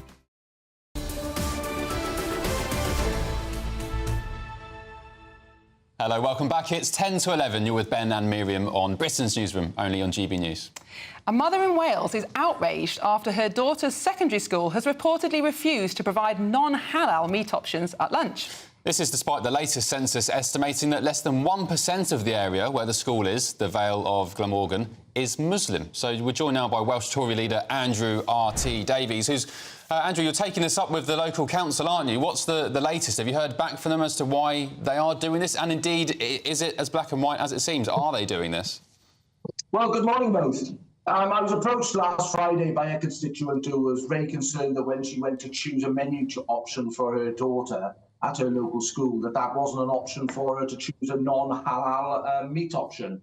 And that can't be right. I mean, I respect, and everyone should respect, people's religious preferences. But ultimately, there should be choice on the menu, and where people obviously want to have that choice, it should be provided. And this is a large secondary school, and indeed the Vale of Glamorgan is a large geographical area, so it's not a problem on volume. It should be available on the menu to make that choice. Now, GB News has approached the school for comment, but we don't know any more yet. Could it just be the case that they're using some big national supplier, and for the sake of ease and keeping costs down, they just make sure that all of the products are halal? Well, that's what I await the response from the local authority. I mean, obviously, as an elected representative, it's my job to amplify the concerns of my constituent, and my constituent came to me to try and seek an answer because it was the first time she professed to say that she'd come across this. Now, I'm waiting that response. But as I say, I go back to the fundamental point that people should have choice. And where a school might be of a certain size, i.e. too small to provide that choice, I can understand that could be a limitation. But where you have large schools with 1,600 plus school roles, and in local authority areas that have several large secondary schools, then it should be relatively simple for them to provide that choice, and an informed choice as well. Andrew, just for the benefit of some viewers who may know what halal is, what is halal and why don't you want it in our schools? Well, it's not wanting it in our schools. I mean, it is perfectly right that if someone obviously has a religious disposition or follows a religious faith that obviously says that they can only eat a certain type of food, then that should be catered for on the menu. What I don't support is that there's no options on the menu for conventionally produced food, in this case, conventionally slaughtered meat, that obviously would meet the concerns and reservations that some parents would express, and indeed the students might express as well then. And that's my point. This isn't about saying that there shouldn't be a halal option. This is about saying that there should be informed choice, and there should be the balanced choice of conventional dietary options on the menu. This does throw up interesting wider questions about multicultural Britain, doesn't it? Because as a society, we have always been very, very tolerant to different religious beliefs. That's a key part of who we are as the United Kingdom. But there comes a point where it's actually impractical for our public institutions to follow everybody's needs, doesn't there? Is it really possible for schools to provide halal, provide vegan, perhaps kosher as well? Or should we just take a much more simple approach to these issues? Well, we know obviously that people have dietary requirements, whether it's gluten-free or other alternatives, and that seems to be able to be accommodated within a balanced menu choice. Here, there does seem to be an issue over, obviously, a blanket approach to providing one type of meat option, which I would suggest isn't suitable in this setting, because obviously you have people of varying views and opinions and dispositions who want to obviously choose on behalf of their children, or indeed the students themselves want to choose. Okay. And I hope that the local authority will come back with a substantive answer, and if there isn't that choice on the school menus in the Vale of Morgan, that choice will be introduced. OK, Andrew, thanks for your time. We're fast running out of it, unfortunately. Thank you for joining us this morning. This is Andrew R.T. Davies, leader of the Welsh Conservatives. GB News, as Miriam said, we did approach the school, Cowbridge Comprehensive, in Glamorgan in Wales, but they didn't respond to us, unfortunately, just yet. More to come in the next hour as the Prime Minister launches GB Energy. But before the weather, check out this clip off the coast of New Hampshire. That is a humpback whale capsizing a small fishing boat with 2 sailors on board. Here's your weather.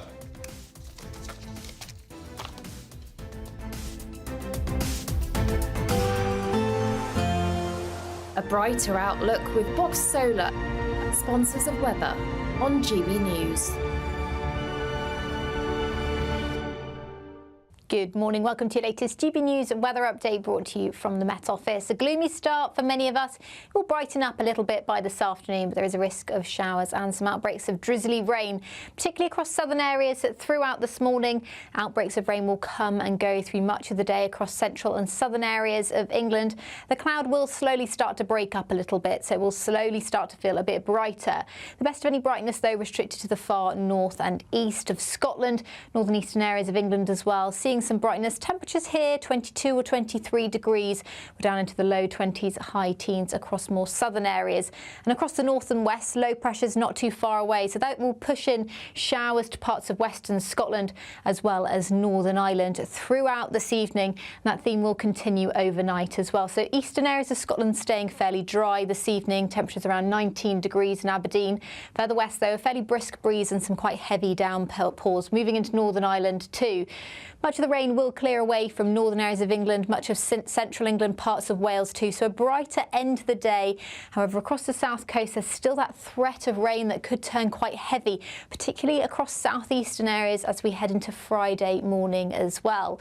However, as we do head into Friday, it is turning a little bit more settled. We've got a slight ridge of high pressure building in from the west. So across western areas, it will become a bit drier. But across the south and east, still a lot of cloud around.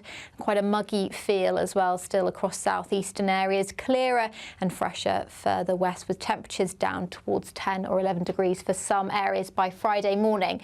So a brighter start to the day to come on Friday. Still some showers breaking out across northwestern areas, potentially some here and there across more southern areas, but for most of us it's going to be a drier and brighter day, and as a result the temperatures will be higher. Temperatures towards 24 degrees across southeastern areas and widely will be in the low 20s. That warm feeling inside from Boxed Boilers, sponsor. Don't miss your chance to win our Super Summer Giveaway. With your chance to win £30,000 cash, our biggest cash prize to date. Which means you get to spend every single penny however you like. What plans would you make with an extra £30,000 cash in your bank account? Take your family on the ultimate holiday, buy that treat that's always seemed out of reach, or just put it in the bank for a later date. However you'd spend it, make sure you don't miss out. For another chance to win £30,000. £2 in tax-free cash, text cash to 63232. Text costs £2 plus one standard network rate message. You can enter online at gbnews.com/win. Entries cost £2 or post your name and number to GB07 PO Box 8690 Derby DE1 9TT. UK only. Entrance must be 18 or over. Lines close at 5 p.m. on the 30th of August. Please check the closing time if listening or watching on demand. Good luck. Join me, Camilla Tominey, for a frank and honest discussion with those in power that cuts through the spin and gets to the heart of the issues shaping our nation. You haven't confirmed that you want to stand as leader, but you haven't ruled it out either. This report basically says that he's not fit to stand trial. Is he indecisive? Incompetent? I deliver the dose of reality Westminster needs. That's the Camilla Tominey Show at 9:30 every Sunday on GB News, the People's Channel, Britain's news channel. Good afternoon, Britain. Your lunchtime update on the stories that matter across the UK. From breaking news and insightful analysis, inspiring stories and lively debates. You're comparing yourself to a former Prime Minister. Which is it? Stay informed, stay updated, stay entertained. I just don't know how anyone would not want to be there. Every weekday from midday. We are Good Afternoon Britain, only on GB News. Britain's news channel. Welcome to State of the Nation, daily plunge into the stories shaping our country. I'm Jacob Rees-Mogg, and Monday to Thursday we bring you the insights, the facts, the truth about how our country is being governed. Because what happens in Downing Street matters down your street. Tune in to State of the Nation every Monday to Thursday, 8 to 9 o'clock. Only on GB News, the People's Channel, Britain's news channel. Mark Dolan tonight is your weekend dose of news, debate and entertainment. This sounds like a wild conspiracy theory. Don't miss my big opinion. Mark Meets and my take at 10. Democracy is a funny old thing. And we don't do boring, not on my watch. I just won't have it. Go and get another glass of that bubbly, you've earned it. That's Mark Dolan tonight, Saturday and Sunday, 9 to 11, only on GB News, the People's Channel, Britain's news channel.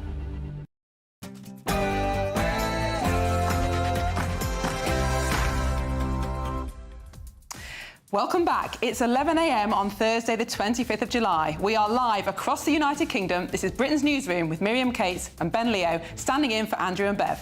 Very good morning to you. Police officer has been suspended after he kicked a man in the head during that now infamous arrest at Manchester Airport. Mark White has more. Well, Greater Manchester Police say that this incident captured on video shows only the very end stage of what was a violent altercation with 3 police officers hospitalised. Elsewhere this morning, a clean energy revolution, or is it? The Prime Minister will unveil plans to set up Great British Energy this hour.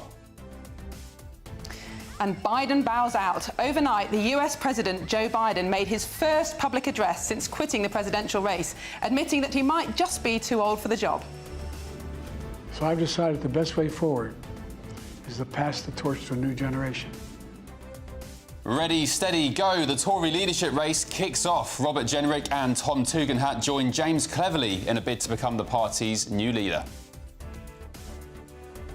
And Royal Rift, Prince Harry reveals the motivation behind his crusade against the tabloids. Take a listen to this.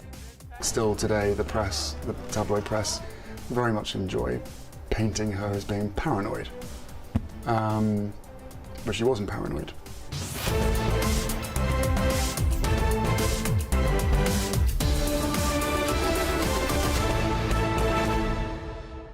So, Miriam, you've only been here, 4 days now, but you're already causing trouble. You're causing mischief because you tweeted something yesterday to do with the story we covered during the show. It was comments from J.D. Vance, President Donald Trump's nomination for Vice President. He was saying that in a resurfaced clip that you shouldn't really be a political leader if you don't have children because you don't have skin in the game. You tweeted something and it's gone viral with more than 1 million views. What were you Yes, and not in a good way. Well, I don't think he did actually say you shouldn't be a public leader without children. I think he was making the point that you need parents around the table in order to make decisions that are good for children, and I agree with that. And so I tweeted something that I thought was fairly moderate, saying, of course, you don't have to be a parent to be a politician, absolutely not. But it is important to have parents around the table because it does give you a different perspective on life, doesn't it? It changes you when you become a parent. But overnight it went viral, and as I said, not in a particularly good way. But I have found this. I've spoken a lot about children and parenthood over the last few years, and it really divides people, and it really gets a very harsh reaction. So do let us know what you think. Have a look at that tweet. Send your views and your comments by visiting gbnews.com/yoursay. But first, here's the news with Tatiana Sanchez.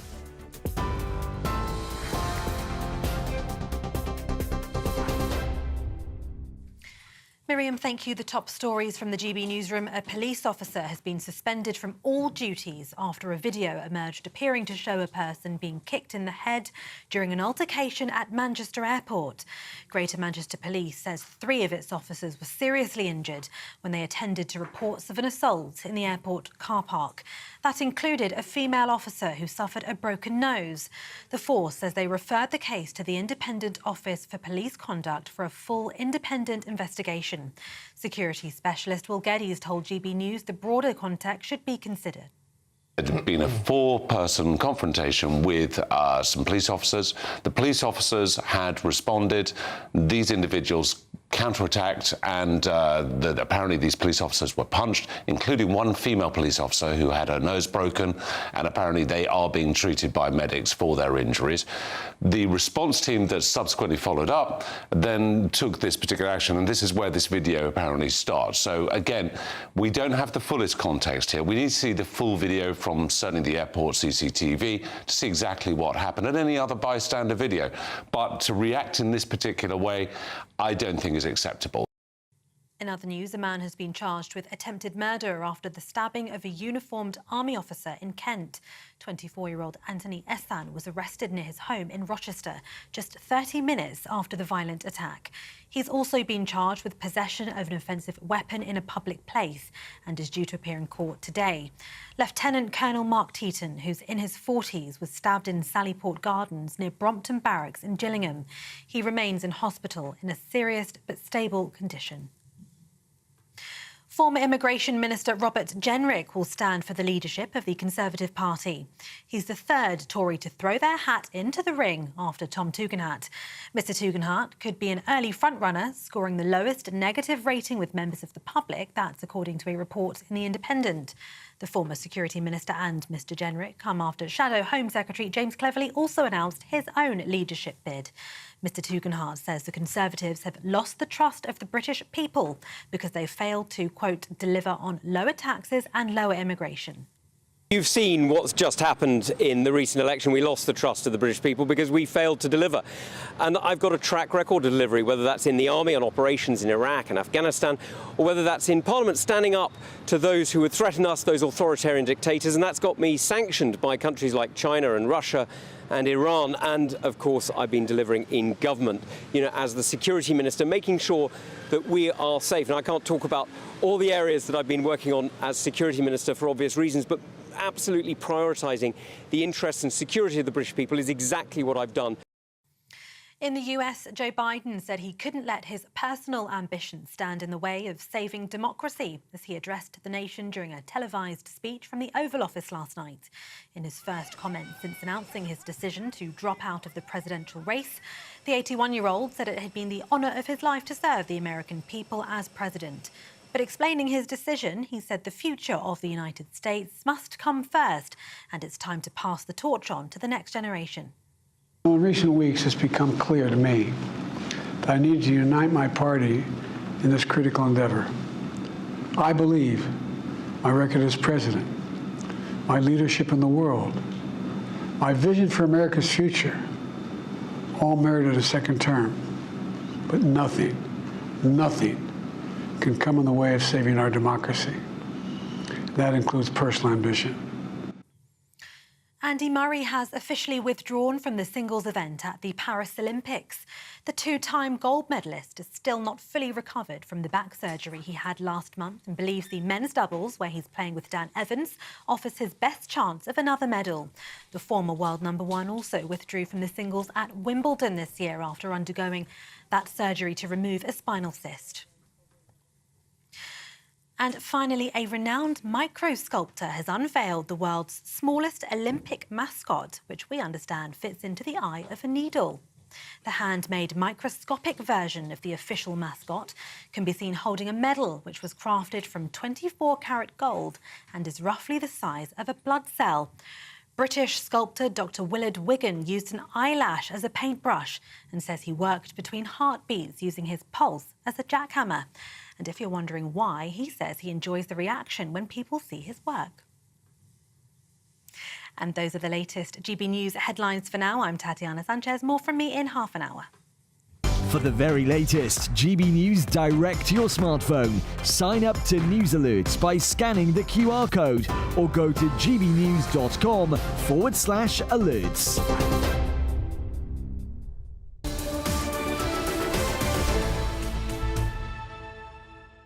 Thank you, Tatiana. It's 11:08 and it's Ben and Miriam with you on Britain's Newsroom, only on GB News. Now, Miriam, as I said in the menu, you've been here 4 days and you're already causing all sorts of trouble. But you tweeted something yesterday. Let's get it up if we can. It was about J.D. Vance, the vice presidential nominee for the Republican Party, who said some years ago that if you didn't have kids, you didn't really have skin in the political game, and you should, it's a good idea to have leaders who have kids, basically, children.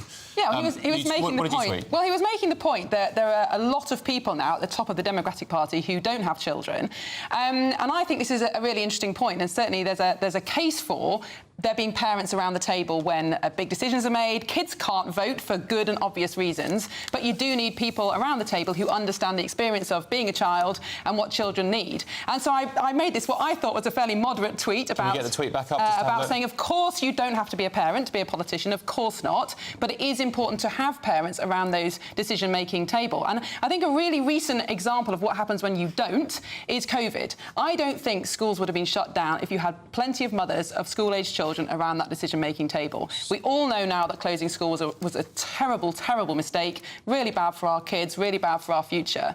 And I think there are plenty of mothers screaming at the television, don't do it, don't do it. And I think that's an example of why you do need parents of school-aged children, young children as well, around the table. But as I said before the break, anything to do with parents and children causes an enormous reaction online, especially on Twitter.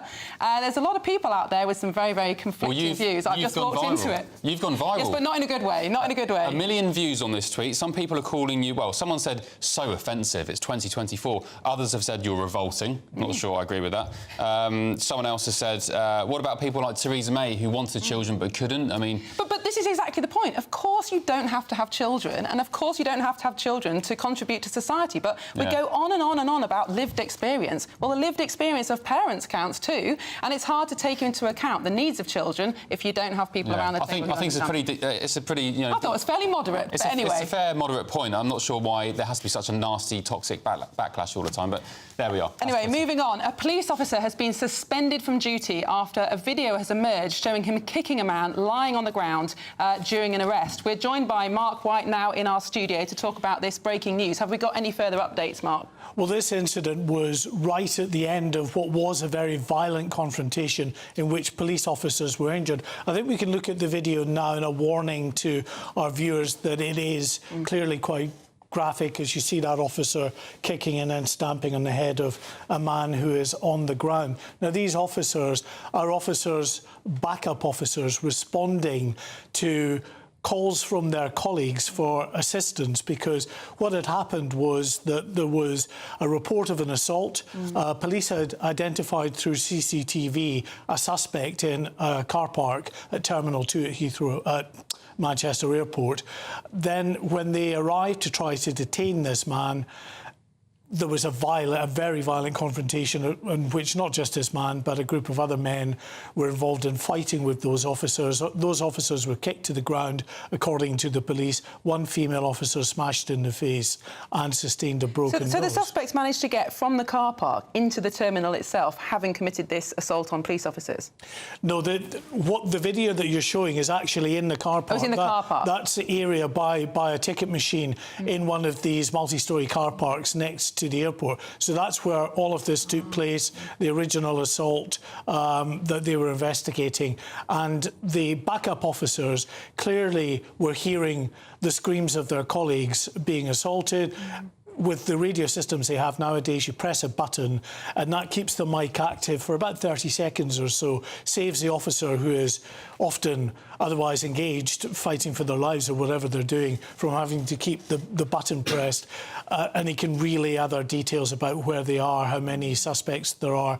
But a consequence of that is, of course, the officers attending to back these officers up hear their colleagues and the distress that they're in and the violent episode that's erupting there. So they arrive on scene with the express intent, understandably, to get the men under control that have been involved in this assault. And in doing that, clearly, one, it could be argued, has overstepped. That will have to be decided by this investigation going forward that has now been reviewed to the police watchdog. OK, and of course, you said context is key, and this came hours after a poor chap in Gillingham, an army soldier, was stabbed multiple times in an attack in Kent. Charlie Peters is down there on the scene now to give us an update on what's happened since yesterday. I believe the victim, the soldier, is still in hospital. Charlie, how is the victim and what's the latest on the case? Well, Lieutenant Colonel Mark Teaton, the victim of this repeated stabbing on Tuesday evening, is in a stable but serious condition in hospital today. And moments earlier, here at Medway Magistrates Court, Anthony Hassan, aged 24, left having been remanded in custody, having been charged with his attempted murder. That attack happening on Tuesday evening at a nearby barracks in Gillingham in Kent, where the One Royal School of Military Engineering is based. Anthony Hassan appeared in the court, aged 24, wearing a grey T-shirt and grey bottoms, where he was charged with attempted murder and also possession of an offensive weapon. He is next due to attend at Maidstone Crown Court on August the 22nd. Hassan, he was arrested near his home in Rochester and was, as I said, charged with attempted murder and also possession of an offensive weapon. Remanded in custody now after that appearance here at Medway Magistrates Court in the last hour. Thank you, Charlie. Now we're in the studio to join us about another big story today, which is Keir Starmer's announcement of Great British Energy. We've got Ed Gemmell, who is the leader of the Climate Party. Welcome, Ed. Thanks so much for coming in. So is this good news if you're in favour of tackling climate change? Well, just to start off with, it's Gemmell, not Gemmell, but that's absolutely fine. Yes, leader of the Climate Party. Obviously in favour. Obviously it's a good step forward, but it's really wildly too small. I mean, really, we are not going to get where we need to go with this. We're talking about an £8.3 billion investment over 5 years. That's only 1.7 billion coming in every year. We're spending £8 billion a month on the interest on our national debt. I mean, this is a minuscule kind of amount. They're talking about it crowding in another 60 billion of private investment. That's not too bad at all, but that would actually mean that it's got to go out and get 7.5 times in terms of private money following it. I'm not sure we've ever done that with government money here before. Sorry, and they're making the point that they're partnering with the Crown Estates, but that's not really private investment, is it? I mean, King Charles gives all his money back to the taxpayer anyway. Isn't that just an extension of the state? Yeah, well, it is, but I mean, this is not the point. I mean, the Crown Estate, that's a master plan. I mean, this is something I've been saying both on GB News and other places now for years, is that there needs to be partnership with the Crown Estate. They control all of the waters around the UK. It's very simple. You're going to one landlord and saying, look, can we partner with you to roll this out? And then you're just talking to one person, or effectively there's a second one in Scotland. So that is definitely worth doing, but they're not doing enough. I mean, the other thing is we're missing out tidal power. I mean, we've got the UK, which is the absolute dominance in terms of potential for tidal power in the entire world. It's going to do 40 to 60% of Europe's tidal power, a British government survey from over a decade ago says we've got 20 gigawatts of tidal power. Why isn't this deal with the Crown Estate saying, yes, and we're going to put tidal power all around the country as well, which, of course, isn't on-off. We know when it's going to be on. We know when it's off. It's not like it's unpredictable, let's say, in the way that wind and solar is. Sunshine, yeah. Yes. Ed, can I just say, some people, a good cohorts, do not want this march to net zero. They didn't vote for it. It's a massive policy which is going to completely tear up a lot of people's lives, costing jobs, costing money. And in actual fact, the global carbon emissions of the UK is less than, well, just over 1%, I believe. So at a time when China's building the equivalent of 5 coal power stations a week, and they don't seem to care about the climate situation, why should we be going down this path when arguably it's going to cause so much harm? But it surprises me that you bring up the altruistic issue of this. It's not altruistic. Look, why is China building all its coal-fired power stations? Because it's the world's industry. It's creating all of the world's manufacturing. It's doing to 70 to 80% of our solar panels and our wind turbines, 88% of our batteries, 54% of EVs and EV parts. It is dominating the processing of rare earth metals and minerals to the point in some of them where it's almost 90%. They are taking advantage of a massive commercial opportunity, and we are missing out. So what we shouldn't be doing is using this silly altruistic argument. This is a massive business and commercial opportunity. If Britain pulls its target forward, takes first mover advantage, a real sort of company commercial orientated thing to do, gets ahead of everybody else with a much nearer net zero target. And to be honest, 2030 just for our electricity system is pathetically small and pathetically late. If we want to grab the industrial opportunity in the world. Nobody voted for this, that's the thing. Would you not accept a referendum on net zero? Oh, absolutely. We should have a referendum on net zero because we should not be doing this idiocy of 2050.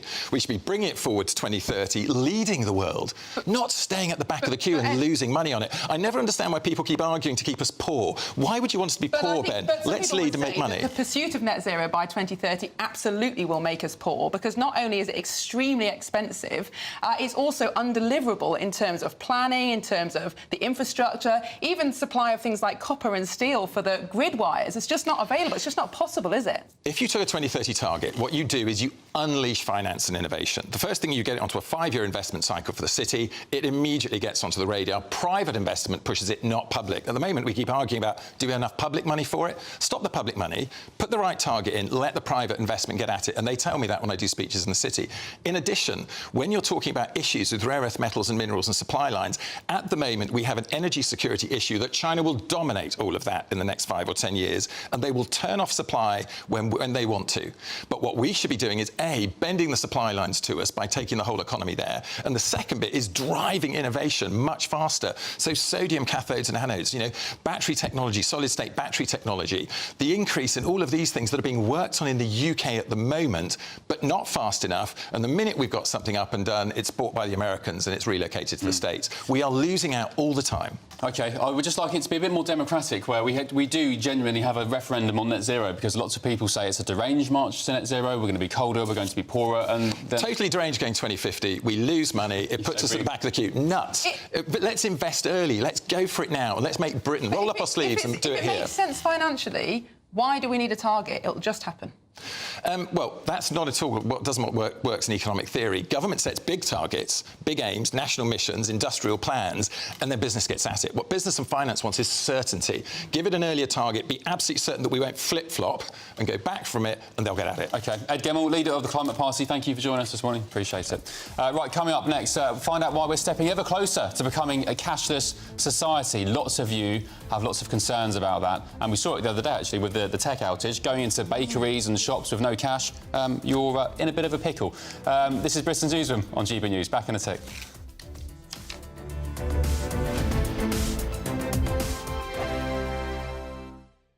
If you want your news to be straight talking... This is a nightmare for the Conservatives again. Down to earth. It's not just Nottingham where this is happening, is it? And most importantly, honest. Hard-working, middle-class taxpayers, they'll get their book thrown at them. Then catch me, Martin Daubney, Monday to Friday, 3 till 6 p.m. on GB News, Britain's news channel. Good afternoon, Britain. Weekdays from midday. No one wants their child to be a fussy eater. But what is the secret to expanding your child's culinary horizons? Is there a way to get kids away from the kids' menu, the fish fingers, the chips? Joining us now is the UK's top-selling author of children's cookery books, Annabelle Carmel. Good morning, Annabelle. Thank you. So lovely to be here. So, first of all, what's the issue with kids just having the traditional easy meals like fish fingers, you know, chips, beans? It really depends if they've got preservatives in them, if they're full of salt. So I like to make them myself, and it's really easy. So I make my own chicken glazed nuggets, and super easy to make using proper pieces of chicken. You can cook them in the air fryer now, which is absolutely brilliant, so you need to fry them. And I think that it's really important that children grow up loving good food, because they make their minds up by the age of 5 what they like and what they don't like, and it's quite difficult to change their minds after that. But it's good to know that fussy eating is genetic. It's not to do with your cooking. Oh, that's right? not to say that you can't do something about it. So I've written many, many books, and I have an app with 1,000 recipes on it, and a lot of how to make your own junk food, how to make your own isoles out of fresh fruit. Yes. How to make your own pizzas. I make the most amazing homemade pizza. I actually brought you some cookies here. So these are your books here. So my first cookbook, that's for how old children? That's from the age of 1. OK, and you've got a weaning one at the end, the baby one? Yes, that's my very first book. I lost my first child. It was really sad. She died at the age of 3 months. And my second child was the world's worst eater. And I wrote that book as my legacy to Natasha, never thinking that it would start a whole career. Oh, bless you. It sold millions of copies, and it's still popular. Is it quite pivotal and important that you introduce kids to the weaning stage, or, you know, how important? It's very important, because the processed weaning food in pouches or jars, it's heated, so a lot of the vitamins aren't there anymore, so making your own is so easy and much cheaper. GB News, the People's Channel. Join me, Nana Akwe, for an informative, interactive news programme with a difference. It's fun. It's true. You're not wrong. No one will be cancelled. Lovely. Join me from 3 p.m. every weekend, only on GB News, Britain's news channel. Join me, Neil Oliver, every Sunday night at 6 p.m. on GB News. And if an hour is not nearly enough for you, go to gbnews.com for special extended episodes online every Friday at 9 p.m, where we can truly get into the nitty-gritty of what's going on. GB News, Britain's news channel.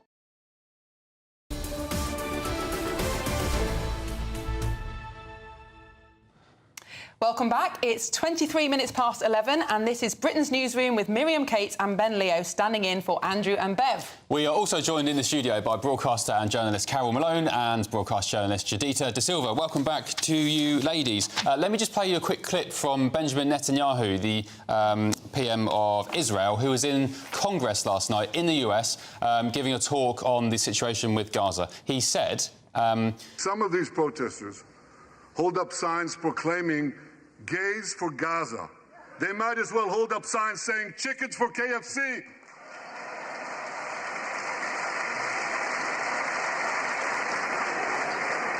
These protesters chant from the river to the sea, but many don't have a clue what river and what sea they're talking about. Well, there you go. You saw what he said. Chickens for KFC, akin to gays for Gaza, queers for Palestine. Has he got a point? And also, but the biggest point there, sorry, Judith, to interject, he said that pro-Palestine protesters are Iran's useful idiots. First of all, it's very on brand for Netanyahu. That's the first point. But I think that the entire tone of this speech at Congress was I think it's not well thought out. When you look at the number of Democrats that didn't show up, that boycotted it, people like Bernie Sanders, Nancy Pelosi not going there, and also tweeting about it, saying that it's an honour to be given the right to speak there. To use it as almost a propaganda rally platform, it's pretty tone deaf, because no matter where your position is, you're a leader and there's a dignity that comes with a position. Whatever conflict you are navigating, you need to uphold that position. But he was making the point that Hamas and Hezbollah are Iranian proxies. And if Israel wasn't fighting these organisations, America would have to. He was making the point that Israel were doing America's job for them. But look at the articulation you just gave me right there. That is something that's done, that's well thought out. You have a point to make, and you make it with a kind of dignity and an educated perspective. What he's done by using such triggering rhetoric is turn it into... Which words triggered you there for a minute? Think about when you say chickens and idiots. It's diminutive, it's designed to be insulting, and it's designed to make them look small. Whatever position you occupy. Call for the eradication of Israel are idiots.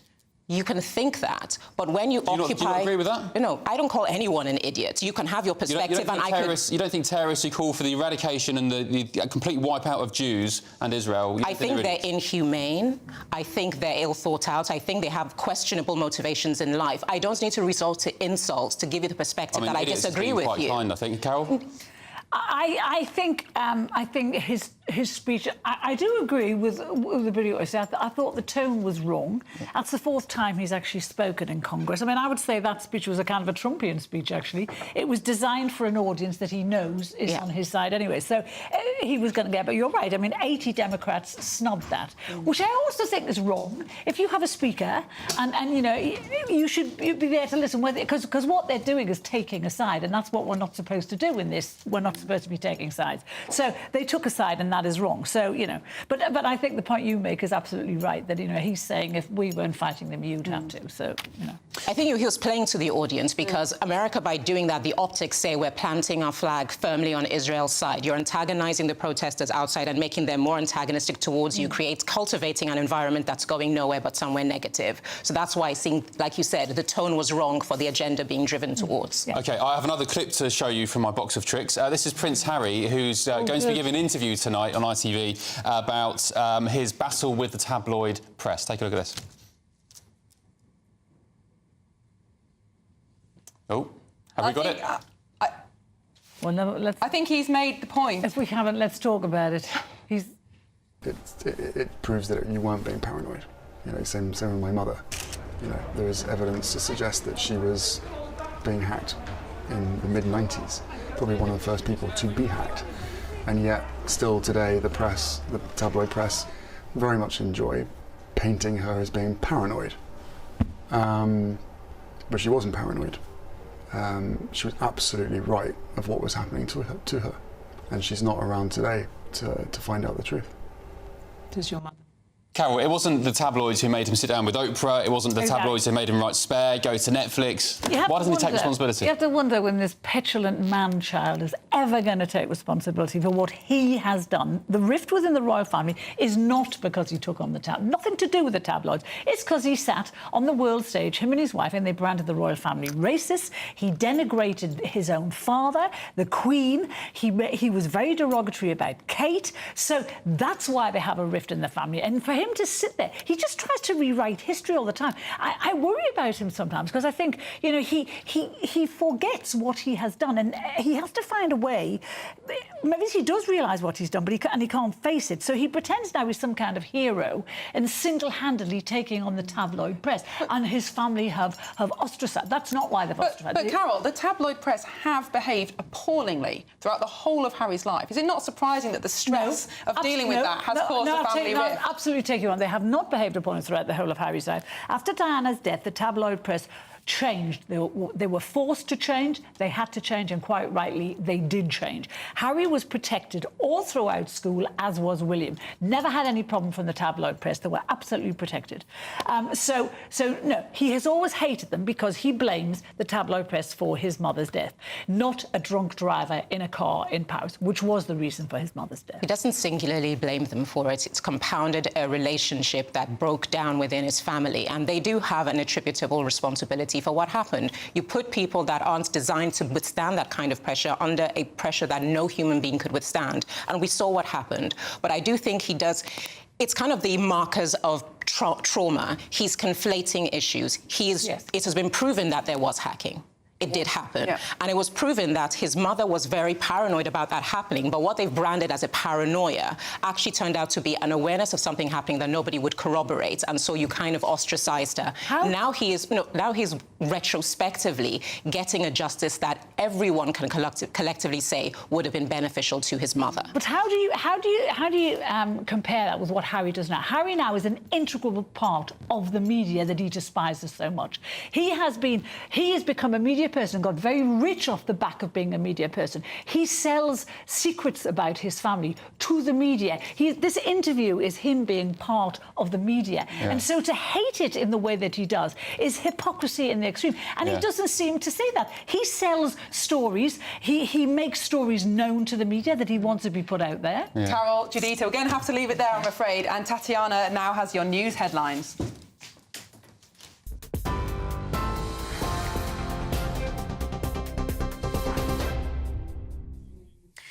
Miriam, thank you very much and good morning. The top stories from the GB Newsroom. A police officer has been suspended from all duties after a video emerged appearing to show a person being kicked in the head during an altercation at Manchester Airport.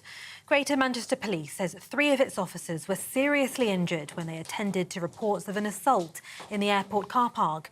That included a female officer who suffered a broken nose. The force says they've referred the case to the Independent Office for Police Conduct for a full independent investigation. A man has been charged with attempted murder after the stabbing of a uniformed army officer in Kent. 24-year-old Anthony Essan's been remanded in custody. He was arrested near his home in Rochester just 30 minutes after the violent attack. He's also been charged with possession of an offensive weapon in a public place. Lieutenant Colonel Mark Teaton, who's in his 40s, was stabbed in Sallyport Gardens near Brompton Barracks in Gillingham just before 6 o'clock on Tuesday evening. He remains in hospital in a serious but stable condition. Former Immigration Minister Robert Jenrick will stand for the leadership of the Conservative Party, promising to win back voters who switched to Reform UK. He's the 3rd Tory to throw their hat in the ring after James Cleverly and Tom Tugendhat.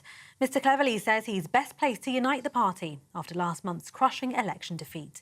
But Tom Tugendhat says the Conservatives have lost trust after failing to deliver lower taxes and immigration. And Andy Murray has officially withdrawn from the singles event at the Paris Olympics.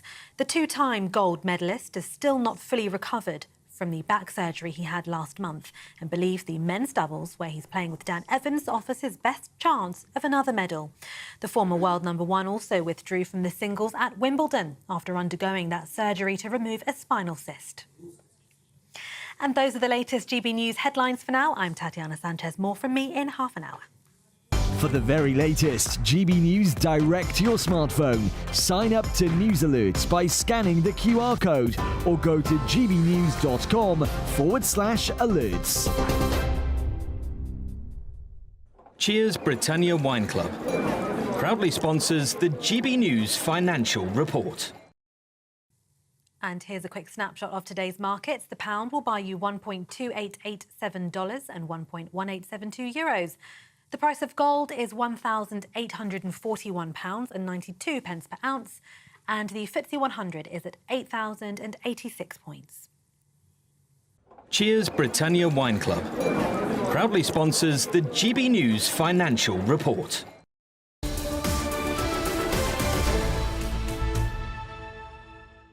Up soon is Tom and Emily with Good Afternoon Britain. Hello. Hello. What's in store? Hello. Well, of course, we're going to have more reaction on what happened at Manchester Airport. The police officer now suspended for kicking and stamping that man there. But also concerning scenes outside Rochdale Police Station overnight. It does appear as though hundreds of people were out protesting, chanting, etc., etc. A lot of distrust of the police. Talk of more protests again tonight. So, of course, we're going to have the very latest on that. Yeah, the Labour MP for the area, Paul Waugh, a former journalist, is meeting with the family of the people concerned. Andy Burnham, the Mayor of Greater Manchester, has been talking about it today. Of course, this suspension from the police officer, it looks like a lot of people are working to try and simmer down these clear community tensions that exist in Rochdale right now. But of course, more could happen. Did you see this afternoon? Videos doing the rounds last night from members of the Muslim community in Rochdale saying that if all these officers weren't arrested and charged and put in jail immediately, there would be more protests like you've, quote, never seen before. I mean, that's a threat, isn't it? There is a concern, and hopefully this is overstated, but that this could be a type of George Floyd moment for the Muslim community. Oh. This man, there's lots of accusations of racism from the police officer. I don't know if there are any grounds at all for that allegation, but there you go. I'm sorry, there's been more outrage over this incident of people taking on police officers with guns. The concern was that they could have got hold of their guns. A young officer's nose was smashed into pieces. There's been more outrage over this than the army guy who was knifed 70-odd times in Gillingham. Right. This is insane. It's the issue when you get a very small snapshot of a much longer incident. And we've all seen the 20 seconds that has gone viral on social media of the end of the incident. We haven't seen the video of the people that were attacking the police, attacking that female police officer as well. Do you think this increasing trend now of the public filming the police and actually other public servants in action and posting it to social media without context. Do you actually think it's threatening the ability of the police to do their job? Yeah, I think certainly. Police are definitely very, very worried about this, and it's probably one of the main reasons why police now all carry their own sort of cameras on them. So that they've got they've got their context. Yeah. But of course, that doesn't immediately get uploaded to social media, and you know that a lie can get halfway around the world before a truth has got its boots on. It's actually incredibly worrying, and all of these protests that we've seen recently and the riots in Hare Hills, all live streamed on social media. You see it on TikTok. Oh, well, I know where to go. I'll join in. I'll join in. And it does just show how much distrust there is of our institutions, including our police. Very volatile, extremely volatile. Well, interesting. Will it be... a lot more else as well. Yes, I'm sure. I'm sure. Will it be our George Floyd moment? Goodness me. Right, elsewhere, Sir Keir Starmer will outline his plans for Great British Energy and explain how Britain will become a clean energy powerhouse. This is Britain's Newsroom on GB News. Back in a tick.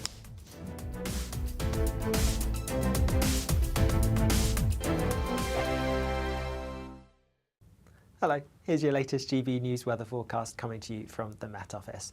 There is a bit of a muggy feel to things at the moment, and there are some bright spells around today, but also a bit of rain, particularly across southern parts. Here we have a waving feature that's pushed its way through earlier today, bringing some hefty rain across southern counties. That is now pushing into parts of the southeast, so watch out for some torrential downpours here.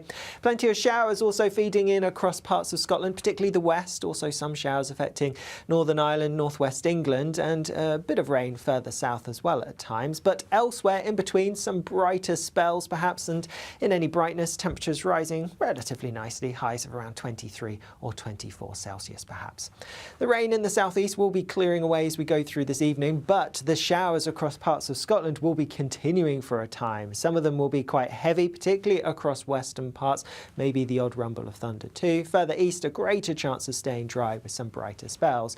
Plenty of heavy showers to end the day across Northern Ireland, and a few scattered showers perhaps for Northern England too. Mostly dry across the Midlands, Wales and into East Anglia once that rain clears away, but further rain spilling its way eastwards across southern counties as we go through this evening and through the start of the night. Overnight, further showers continuing across parts of Scotland, easing a little bit, but nonetheless still some to come as we go through the early hours of tomorrow morning. Otherwise, a lot of dry weather and some clear skies, but still with that muggy feel to things. Temperatures really not dropping a huge amount, so another relatively warm night, particularly in the towns and cities.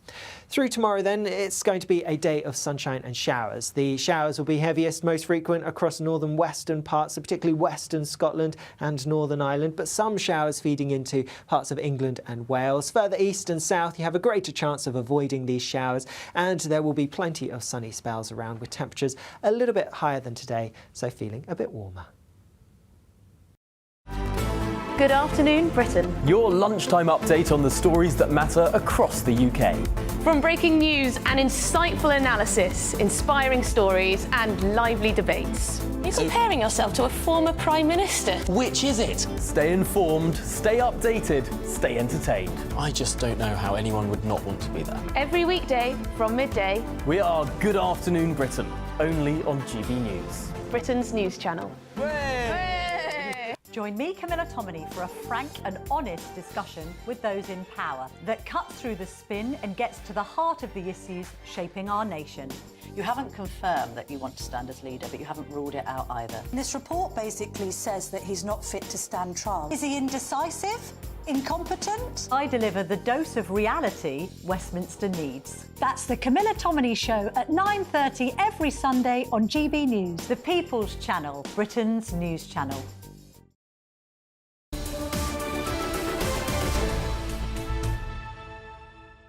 Welcome back, 11:40. Ben and Miriam with you on Britain's Newsroom on GB News. And we're also joined by Mark White, who's here to deliver us some breaking news. Mark, what can you tell us? Well, it's about the Rwanda flights. And the Rwanda flight, the first flight, has taken off, only not bound for Rwanda.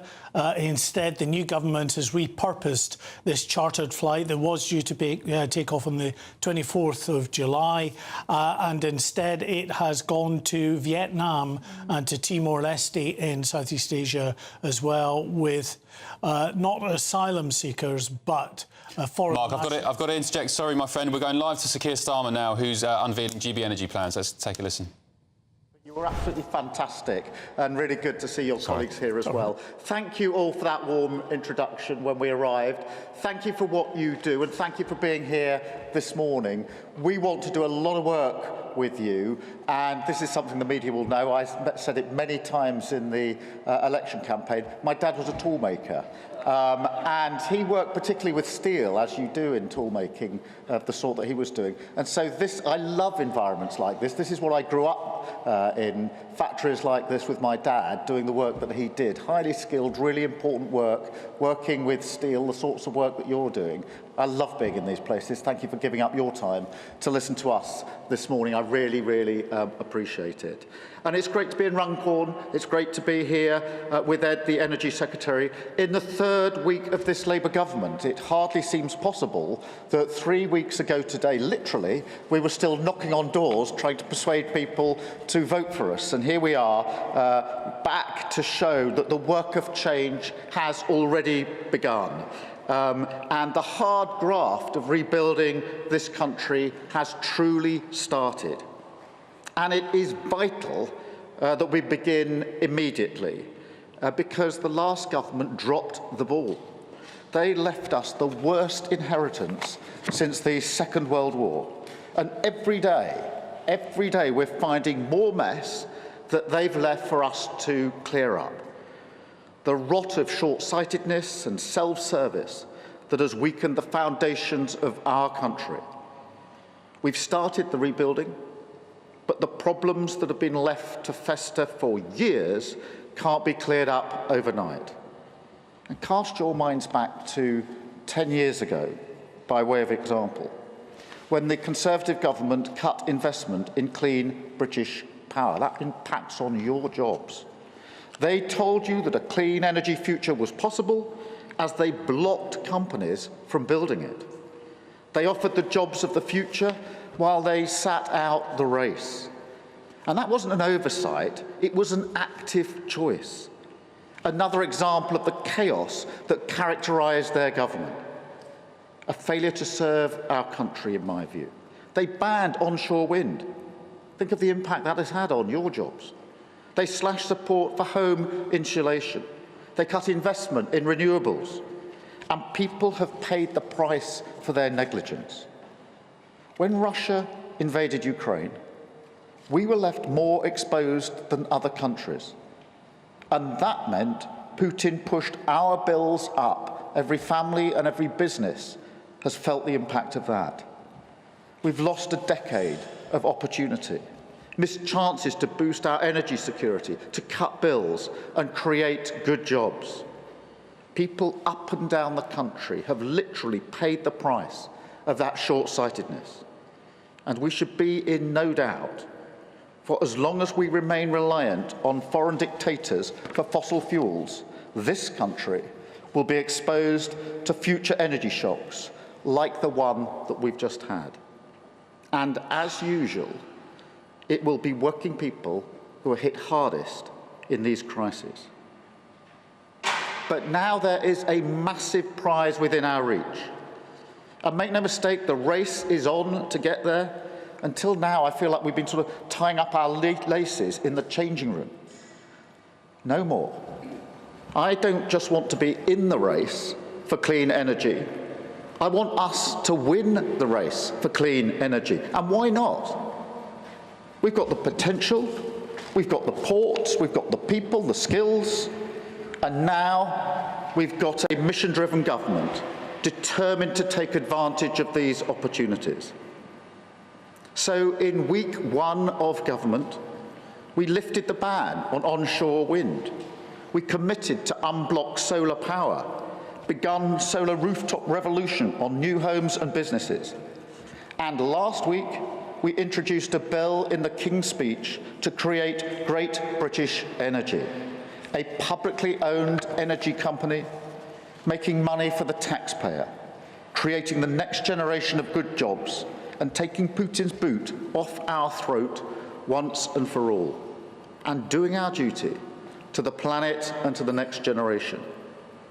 So today I'm delighted to announce we've appointed Jürgen Meyer, who is here today with us, to chair Great British Energy. Jürgen, thank you so much for taking up this really important role. He brings huge credibility as the former chief executive of Siemens UK, one of the largest producers of turbines in this country. And as I was just saying, I've visited Siemens in a number of places, in Crawley and in Glasgow, and when I did, I was really struck by the apprentices there, the young people that will be skilled up for the future. And I know that Jürgen will bring that experience to the success of GB Energy and, of course, to our nation. Because I've always been clear that mission-driven government, that's a government with a driving sense of purpose, knowing what it wants to achieve, making decisions that are measured in years, is all about partnerships, working together to deliver for the British people.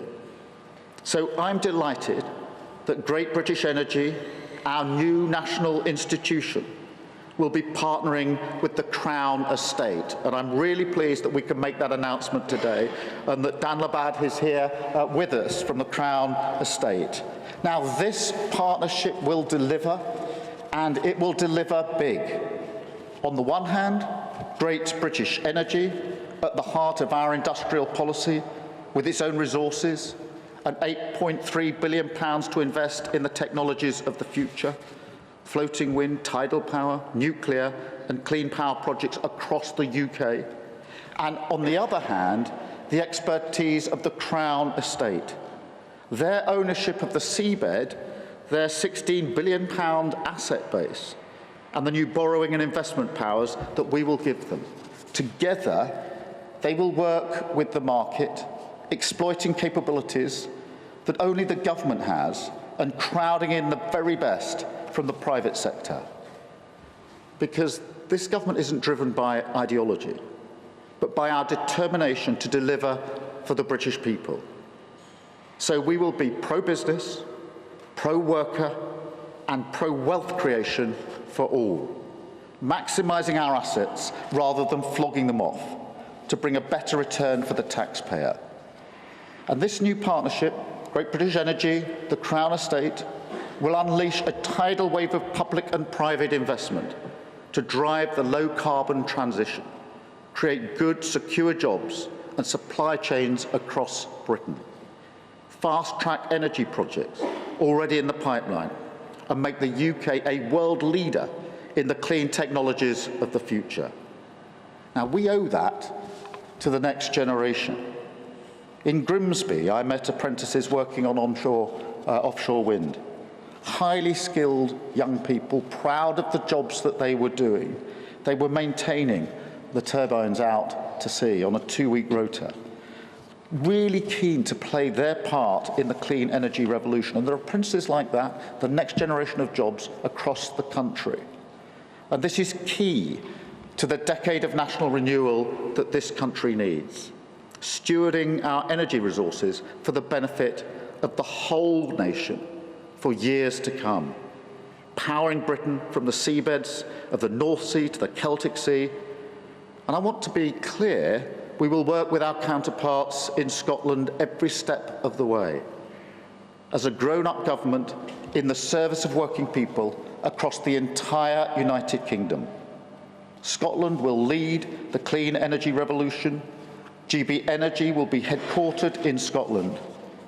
And I know everyone I speak to seems to have a good case for it being based in their town or city, but we're not going to announce that today. But I can confirm this. GB Energy will bring good jobs and long-term investment to our industrial hearts and coastal communities. You know how important that is to your jobs, the jobs of those that will come as apprentices and young people in the future in places like this. Those jobs, it will save families money and harness our national assets to deliver energy independence. Now, change on that scale will not happen overnight, but today we've taken that first step immediately, a down payment on our mission for clean power by 2030 and accelerating to net zero.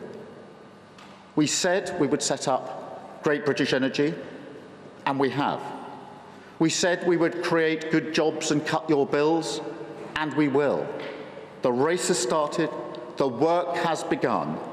The planet and the people of this country will reap the benefits for decades to come. Thank you very much for listening to me.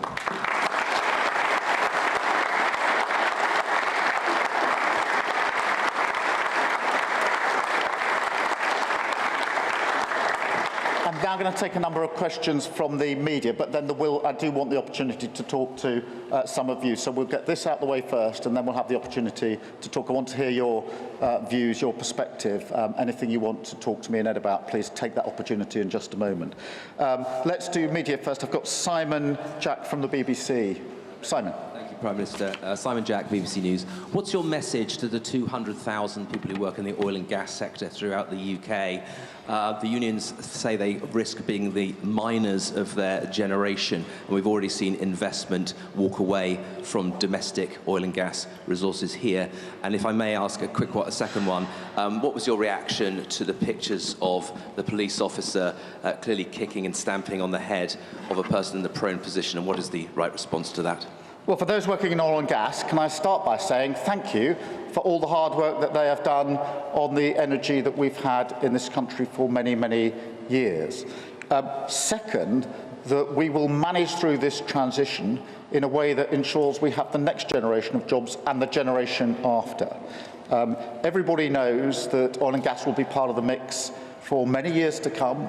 None of the licences that have been granted are going to be revoked or interfered with by us. But a transition is coming to renewables. Everybody knows that. Everybody in the sector knows that. And what you have with mission-driven government, purpose-driven government, is an absolute determination to see that as an opportunity and to manage that transition in a fair way, particularly for those that are working in oil and gas. And the worst thing we could do, knowing that that transition is coming, because oil and gas is running out, the worst thing we could do is nothing, or to go slowly. Because we had a transition, you'll remember this, away from coal. And the government at the time did not do the forward planning for the next generation of jobs. And there are communities across the country still feeling the effects of that. I'm never going to let that happen under a Labour government. So we will work with all of those in the sector now, all of those who will continue to have the skilled jobs that we need in the places we need them. But the best thing we can do for jobs in this country, in the energy sector, is to seize this opportunity and work through it in a fair way.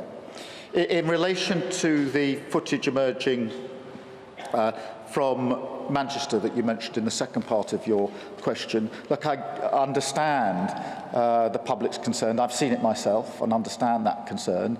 There have now been, I think, the suspension of one police officer this morning, and the Home Secretary is meeting the Mayor of Manchester to discuss this as we speak now.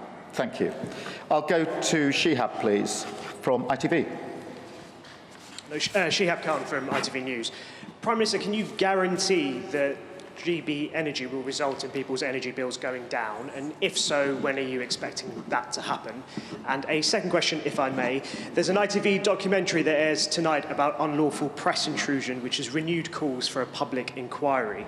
The father of Madeleine McCann has spoken to ITV News, in which he says it is critical that the government has the courage and integrity to keep its promises and proceed with the second half of the Leveson inquiry. Prime Minister, will you keep that promise? And what do you say to Jerry McCann and other victims? Well, let me deal with the second part first. We've set out in our manifesto our programme for action for this government. We've laid that out in the King's speech. That clearly sets out our priorities, and the second half of Leveson is not among them. I've been clear that one of the purposes of mission-driven government is to be clear about what we can achieve, the time frame, the purpose we need to put to it, but also that it dictates our priorities in government. Given the mess that we've inherited, and we're finding more of it every day, it's really important that we keep to those priorities. In relation to bills, yes, this will drive down bills. This move to renewable energy has a number of material advantages, because every family and every business has paid higher bills in energy in recent years because of the inaction of the last 10 years. So this will drive down bills. It gives us energy independence, because at the moment we're reliant on the international market. That means when you get issues like the invasion of Ukraine, that has an effect. That's why bills have gone up, and it's been worse in this country than in other countries. So it gives us that security, and it also gives us the next generation of jobs, but it will push bills down, and that's the sort of number one issue behind renewables. Bills will go down, and not for a short time, but actually permanently. And for every family and every business across the country, that is hugely important. Thank you. I'll go to Tom at Sky. Thank you, Prime Minister. Tom Clark, Sky News. On that point, even with the measures you brought in today, big offshore wind farms are still going to take years to develop. There's hundreds of billions of pound investment needed to get to your 2030 low-carbon energy targets, but just £8.3 billion in GB Energy. Can you be at all confident in your pledge to voters that you will lower their bills in the short term? Yes, and I'll tell you for why. The money that's going into GB Energy is intended to be a catalyst for private investment, and the partnership that we've announced today with the Crown Estate, I think, will give great confidence to investors about the determination that we have, the speed at which we're willing to take decisions. And this is a historic partnership. This has never been done before. It's a real game changer, and here we are 3 weeks into a Labour government making that announcement today. Look, it will take time for this to develop. It will take time before we're able to get the benefits from clean power, but that's why we're moving at pace, because the inaction of the last 10 years has cost every family and every business. So we need to move at pace to get those bills down. But I think today this announcement is a historic announcement. I think it will give great confidence to the private sector to come up alongside a mission-driven government, a purpose-driven government, a government, if I may say so, with a mandate strong enough to take decisions that are measured in years, not months. That's been a huge problem of the last 14 years, but the last 8 years in particular, with a strong sense of industrial strategy and a fundamental belief that we should own and make things in Britain. I think everybody here would agree with that sentiment, that we have the capability, we've got the skills, we've got the workforce, we've got the talent. Let's own more and make more in Britain. Thank you very much. Catherine, GB News. Thank you, Prime Minister. Catherine Forster, GB News. You see green technology as a huge opportunity for growth, for jobs, for energy security. I've asked about bills a little bit. But for ordinary families, obviously this is going to take many years. Can you tell us specifically, will people start to see a drop in their bills in this Parliament? And if so, by how much, or will it take longer than that? Thank you. Oh, we certainly want to get those bills down in this Parliament, and every step we take, that's all, we've already announced what we're going to do in relation to solar energy, to onshore wind. Today, obviously, the announcement we're making about GB Energy. Each of these steps will bring down bills. The timing will depend on the implementation, but the fact that within 3 weeks we've already taken some of the key decisions allows us to move at pace. So I want to see those bills go down in this Parliament. We've made that pledge. That's what we intend to do. And it is really important because so many people have been hammered by their energy bills in the last few years. Talk to any business up and down the country and ask them, what's your number one challenge? And I'd put money these days on most of them saying, it's my energy bill. It's far too high. I need to get it down. And families have struggled with their energy bills and therefore had to make difficult choices about what else they do. But look, it is about making these decisions early on. We have, I think, in the first 3 weeks now, shown a real intent to make the change that's necessary to get those bills down. Thank you so much. I've got Rob from ITV Granada. Well, that was the Prime Minister launching GB Energy, a new state-owned energy company. It's midday.